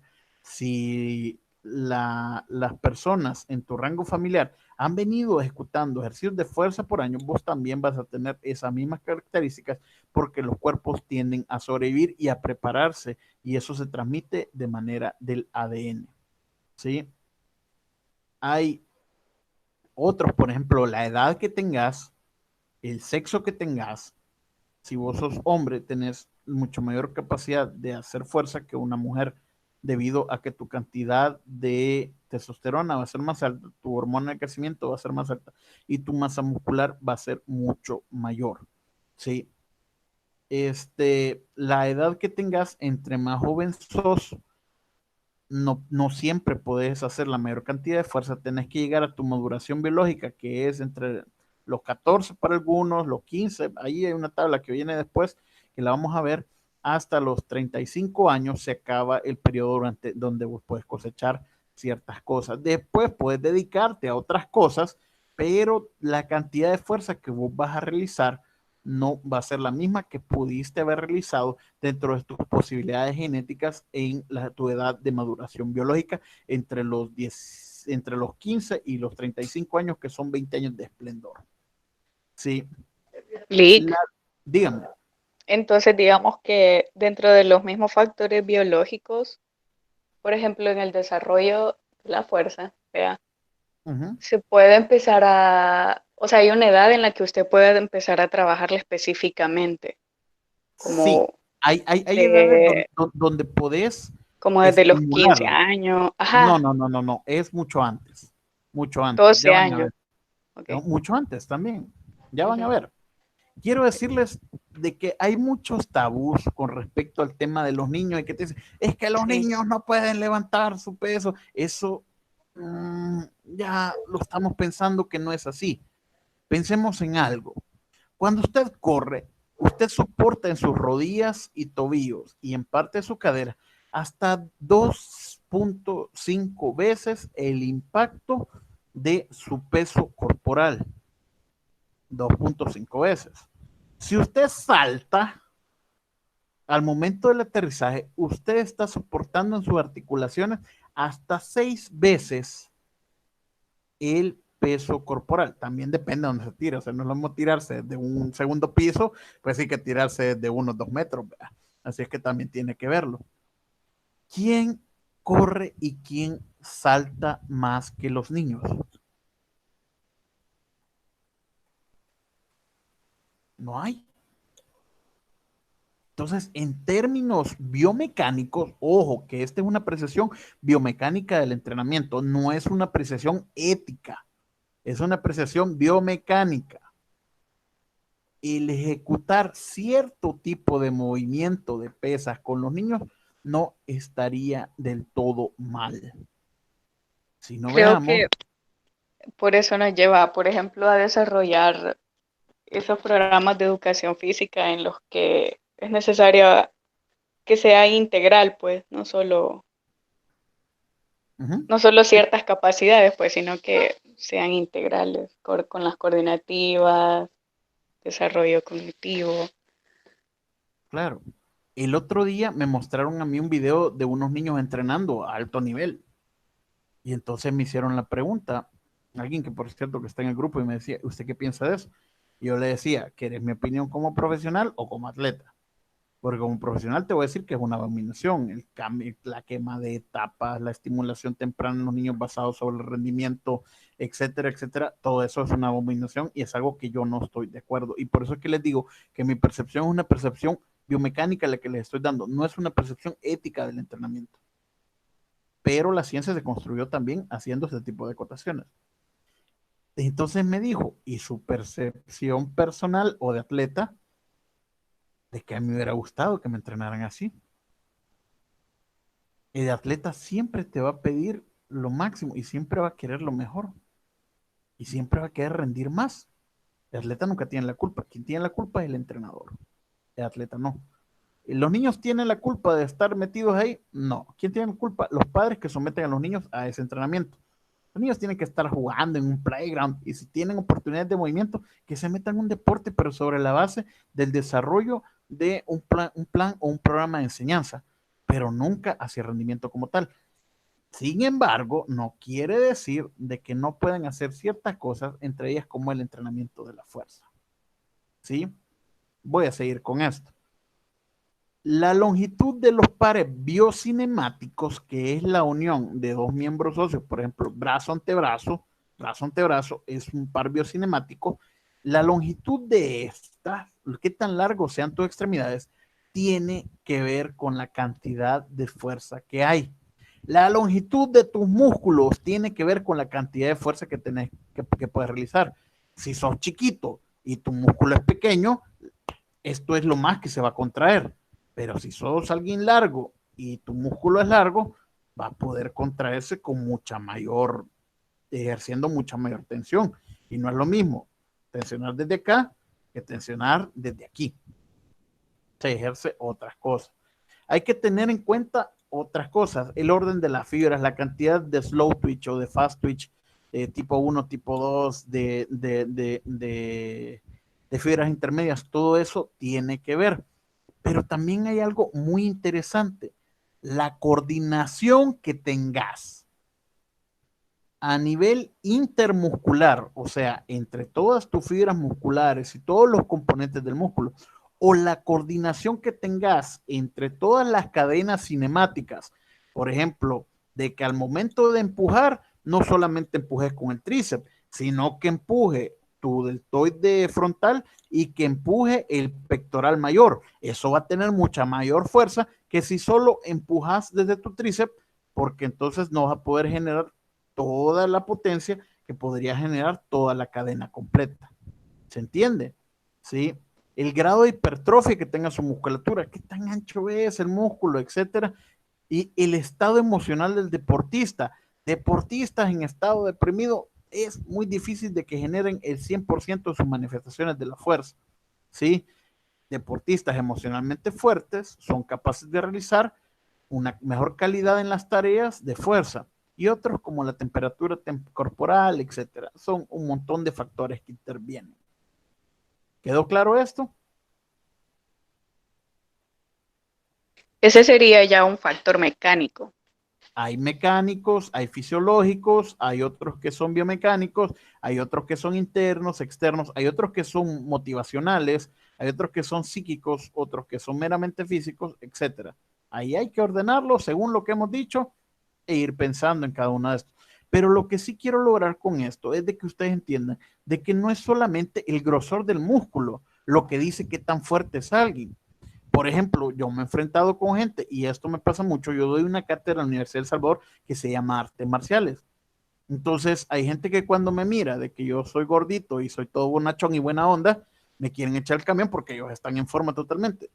Cuando ven de que mi capacidad de coordinar mis músculos es mucho mayor que la capacidad que tienen ellos de moverse en un solo plano, entonces la cosa cambia. Por ahí anda Kevin Ayala, saludos a Kevin Ayala y a Oliver Saget, por cierto, ¿verdad? Que siempre se me ponen al tiro, pero bueno, ese tipo de cosas sucede. Si un atleta es mucho más coordinado, puede que pueda o pueda generar un gradiente de fuerza mucho mayor que un atleta que esté fuerte, que esté en forma, pero que no logre coordinar todos sus planos en ese sentido. Veamos qué dijeron aquí. Kevin Ireta, saludos desde el cielo. Está bien. Sí. ¿Se comprendió? Entonces, ya estas consideraciones les quedan a ustedes. Pero también vamos a ver esto, las edades óptimas para el desarrollo de las manifestaciones de la fuerza o para trabajar o tener en cuenta. Primero vamos a separarlos por hombres y por mujeres y vamos a entender algo. La manifestación de la fuerza rápida en hombres se puede iniciar o empezar a estimular desde los 8 hasta los 12 años. Su desarrollo es entre los 14 y los 18 años y el rendimiento es entre los 18 y 24 años. Si vos llegás a los 24 años en tu máxima cúspide de rendimiento, no vas a poder mejorar con lo que venga después. En mujeres es de 7 a 12 años. Su capacidad de desarrollo está entre los 14 y los 18 años y el rendimiento está entre los 16 y los 22 años. En las mujeres, si llegaste con un gradiente hasta los 22 y fue tu máxima capacidad de ejecutar fuerza rápida, hasta ahí vas a llegar. La fuerza máxima en hombres se puede iniciar entre los 14 y los 15 años y en mujeres entre los 12 y los 13 años. ¿De qué tiene que ver? Que las mujeres tienen aquí la aparición de algo que se llama menorrea, que es su primera regla, y con eso inicia su proceso de maduración biológica. En los hombres tarda un poquito más. El desarrollo está entre los 16 y los 18 años y entre los 14 y los 16 en las mujeres, y su máximo rendimiento está entre los 18 y los 24 años en las mujeres y entre los 20 y 26 años en los hombres. No quiere decir de que no se pueda rendir después, pero hasta aquí es donde puede llegar un nivel de trabajo óptimo para poder llevar una edad deportiva sana. La fuerza explosiva puede estar condicionada en su inicio en los 12 y 14 años en los hombres y en los 12 y 12, entre los 10 y 12 años en las mujeres. A la edad de 10 años las mujeres son más fuertes que los hombres a nivel explosivo, son más grandes y también pueden saltar más y a veces algunas le pegan. Así es que esto sucede. Vayan a ver a los niños de quinto y sexto grado y es increíble cómo los zarandean las chicas, ¿sí? Si no lo hicieron cuando estaban pequeñas chicas, entonces desaprovecharon una gran oportunidad para zarandear gente. En la fuerza explosiva, el desarrollo en los hombres es de los 14 a los 16 años y en las mujeres de los 12 y los 14 años. y el rendimiento entre los 18 y los 26 y en las mujeres de 16 a 24. Si ustedes ven gimnastas, van a estar muy en esta etapa, desde los 12 hasta los 16 y por aquí a los 20 ya empiezan a cortar su vida deportiva y es muy común eso en las mujeres. Los hombres llegan hasta 26, 27 años compitiendo en gimnasia y es muy normal. La resistencia a la fuerza, en cambio, en las mujeres inicia a los 13 y 14 años, en los hombres entre los 14 y los 16, su desarrollo en las mujeres es entre los 14 y los 16 y en los hombres entre los 16 y 18 años. Y en las mujeres puede llegar su punto máximo de rendimiento entre los 20 y 30 años y en los hombres entre los 20 y los 32 años. Esto es para que tengan en cuenta cuáles son las edades óptimas del desarrollo de las manifestaciones de la fuerza, según Mr. Platonov y Ana Bulova.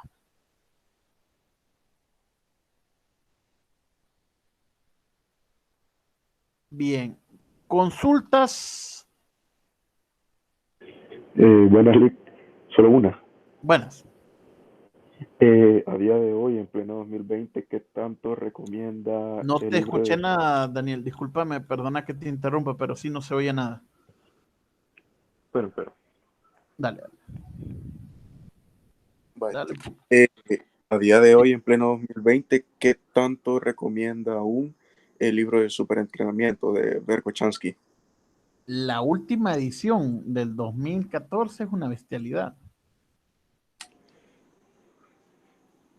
Chévere. Sí, es que eso estaba viendo porque... Hay ediciones, la que más anda por ahí es primero, Superentrenamiento es una colaboración entre Melvin Siff y Yuri Verkhoshansky. La gente se lo atribuye a Verkhoshansky porque toda la parte de la fundamentación teórica del desarrollo de la fuerza es de Verkhoshansky como tal, y en cambio toda la parte metodológica es del Dr. Siff.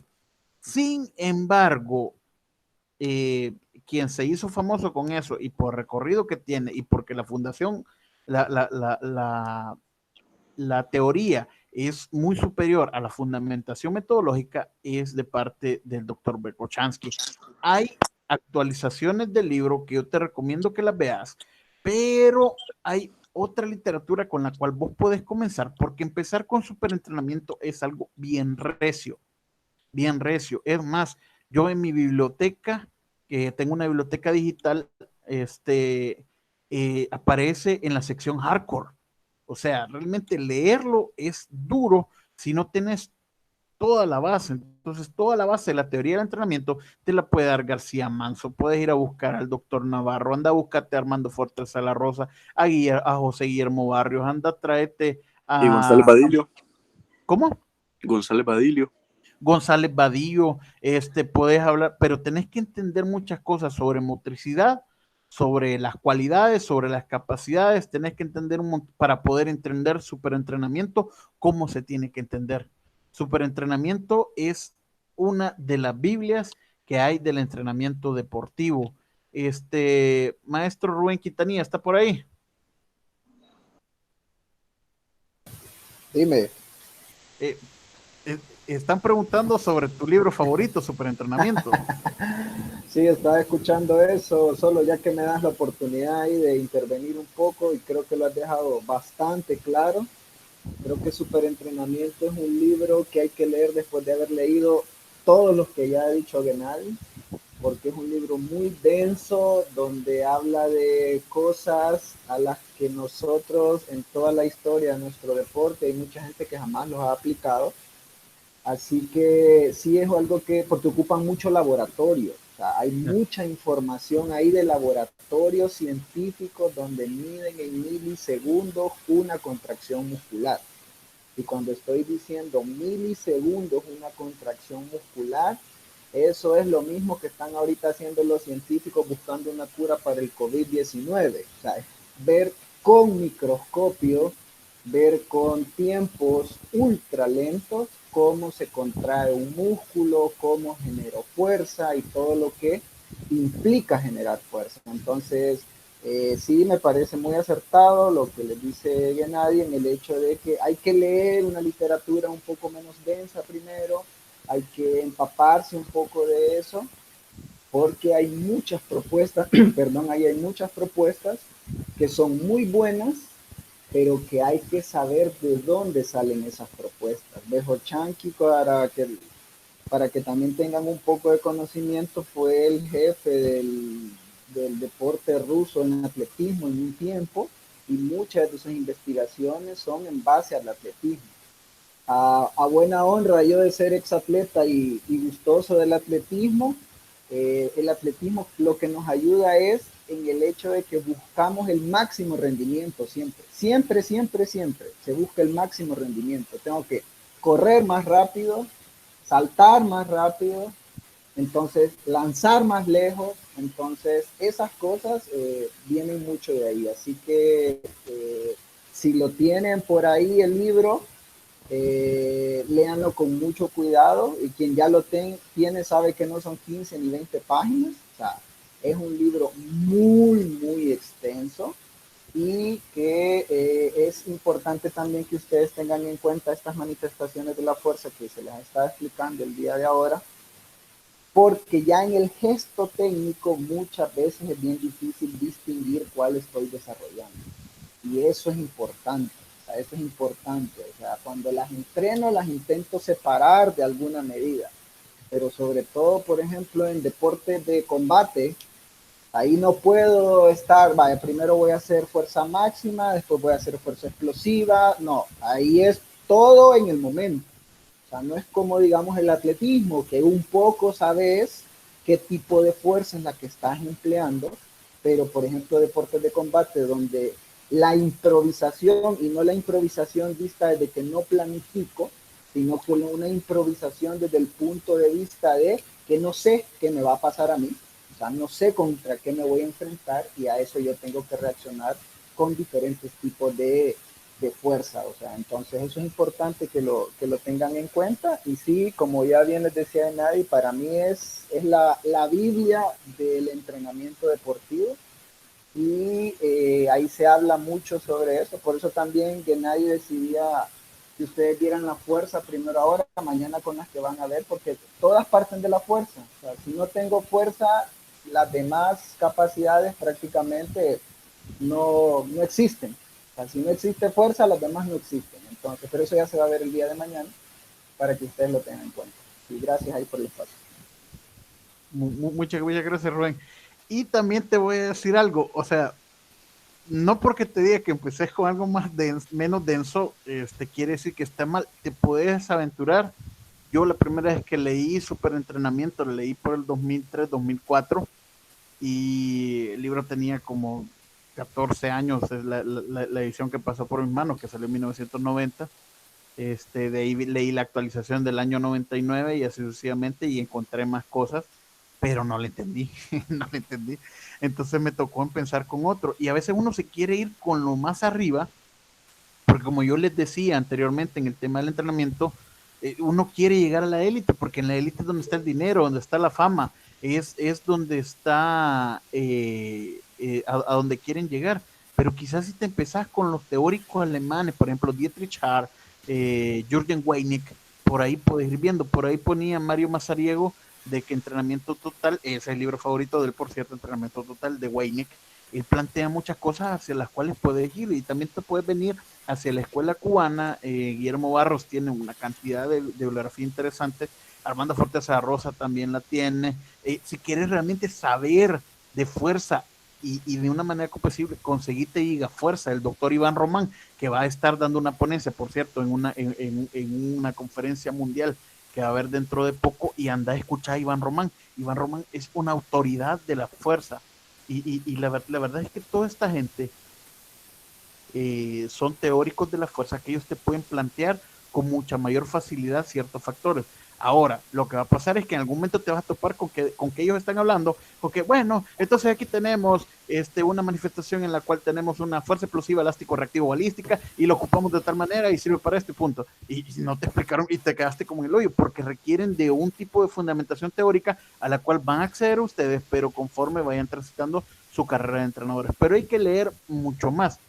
Y lo que sí te digo es de que si no entendés a ver Koshansky, digo, bueno, me voy a ir para Platonov. Platonov es exactamente lo mismo, solamente que del otro lado, y te va a dejar en lo mismo. Si no entendiste Verkhochansky, no vas a entender a Platonov. Si no entendiste a Platonov, tampoco vas a entender a Verkhochansky, y tenés que empezar desde abajo. Empiecen leyendo la base, y van a ir construyendo. De hecho, este curso surge como una necesidad que hay de construir la base, de reconceptualizar el entrenamiento deportivo y que entendamos bien de qué estamos hablando. Hay gente que habla que las capacidades son lo mismo que las cualidades son lo mismo que las habilidades, y se toman un montón de sinónimos que no tienen que ser.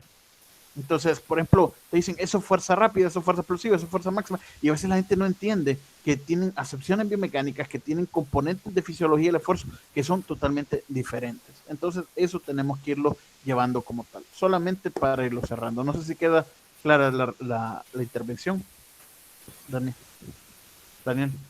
Sí, muchas gracias. Es que sí, yo tengo en PDF, creo que es la segunda edición, y le di una ojeada, y sí tiene bastantes partes bien interesantes. Léete, Chicharro, porque el problema de los libros de entrenamiento también pasa algo. Muchas veces aquí y en América Latina sucede cuando alguien escribe un libro de entrenamiento deportivo, como los teóricos son tan complicados debido a la cantidad de teoría a la que hacen referencia, o sea, ellos quizás no son complicados como tal, pero la persona que maneje un bagaje teórico de ese nivel, lo va a leer el libro y te va a decir, bueno, ¿entendés? A mí me tomó 10 años entender completamente de qué estaban hablando en algunas cosas en superentrenamiento. Entonces, ese tipo de cosas vos tenés que irlo viendo. Fíjate que hay una parte del sobreesfuerzo que hablan en superentrenamiento que yo lo entendí después del Panamericano del 2015 en Nicaragua, donde compitió un atleta mío que se llama Carlos, bueno, que aquí está parte del grupo, Carlos, y cuando terminó que salió él, lo abracé, y entonces entendí lo que habían querido plantear, y empecé a escribir. Me acuerdo que me miraban así los demás del equipo que estaba haciendo nada, escribiendo unas ideas, y ahí pasó. Entonces ese tipo de cosas te van dando, hay cosas que no las vas a entender en el momento, pero lo van a hacer después. Pero si querés hacer las cosas bien, irla llevando paso por paso, empezate a leer desde abajo. La literatura de base es muy importante, porque lo que tengas de base es lo que te va a poder llegar. Y también no tenés que estar de acuerdo con todo. Por ejemplo, hay gente que dice de que Platonov plantea una cosa, que Bulov plantea otra, que Verkhochansky plantea otra, que Iván Román plantea otra. Entonces, a quien te vayas a resumir, vos haces una idea y sé bien crítico, ¿verdad? Yo incluso le contaba a alguien el día de hoy que en una exposición de tesis yo planteé, Verkhochansky y yo estamos de acuerdo en esto, y todo el mundo se quedó como que, ¿qué? ¿Cómo va a decir de que Verkhochansky, usted, a qué se atreve? Como decir, bueno, Verkhochansky y yo, porque teníamos la misma idea, y yo me pegaba a eso, y no sabía todo lo que significaba eso, y cuando me preguntaron, entonces, ¿qué quiere decir con que Verkhochansky y usted está de acuerdo? Bueno, que también Platonov está de acuerdo con nosotros, ¿verdad? Pues sí, ese tipo de cosas se estaban surgiendo, y mucha gente escribe sus libros sobre ese garbo. Entonces tengan cuidado con la literatura y aprendan a apreciar. Empiecen por la base, que es lo más sencillo, y sobre la base se va construyendo uno. Créanme, va a ser mucho más fácil.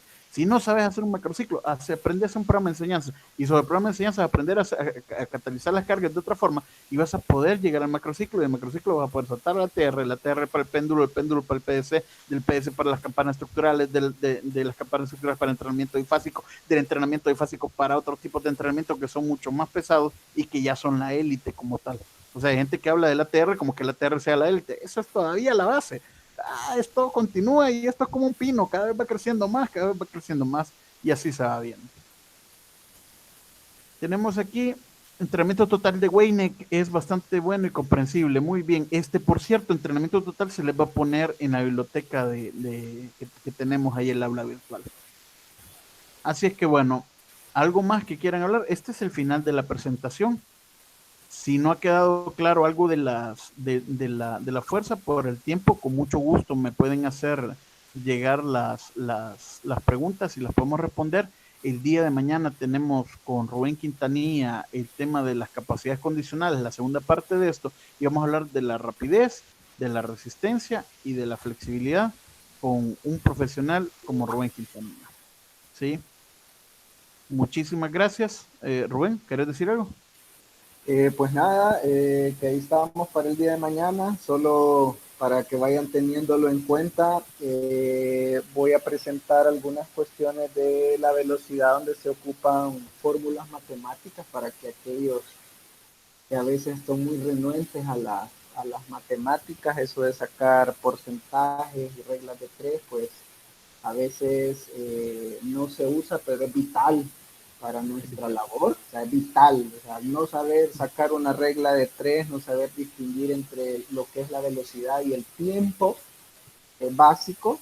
Entonces, porque yo mañana voy a hacer algunos aportes sobre eso, sí quiero que también en ese sentido lo tengan en cuenta, pues el hecho de saber sacar metros sobre segundo a kilómetros por hora, porque si no, no puedo planificar. O sea, si no tengo esa base, no voy a poder planificar. Entonces, pero que va a estar muy relacionado con lo que ya se estuvo viendo el día de ahora, más allá de que ya hay programas que a uno le facilitan la existencia haciendo ese tipo de cálculos, ese tipo de fórmulas, no es lo importante que haya el programa para hacerlo, sino que yo comprenda por qué lo debo de hacer. Eso es lo fundamental, comprender por qué lo debo de hacer, porque si no el programa pues puede estar ahí y no lo voy a poder utilizar.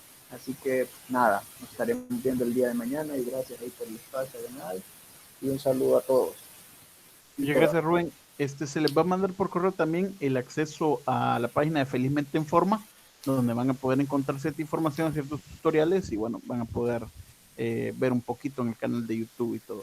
Ahí pueden ver en el canal de YouTube algunos ejercicios. Ya la próxima semana vamos a estar subiendo unos test ahí, vamos a probar a ver qué tipo de estado físico están cada uno de ustedes para que también ustedes los puedan utilizar con algún su cliente que tengan por ahí o algún familiar que les está diciendo, vos que sos licenciado, que estás estudiando, ¿por qué no me das ejercicio? Así es, así es. Sí. Bueno, nos retiramos. Si alguien más quiere decir algo, de manera final, esta ha sido la conferencia de la fuerza. Bueno, muchísimas gracias a todos. Pasen buenas noches. Un abrazo y nos vemos el día de mañana a la misma hora. Adiós.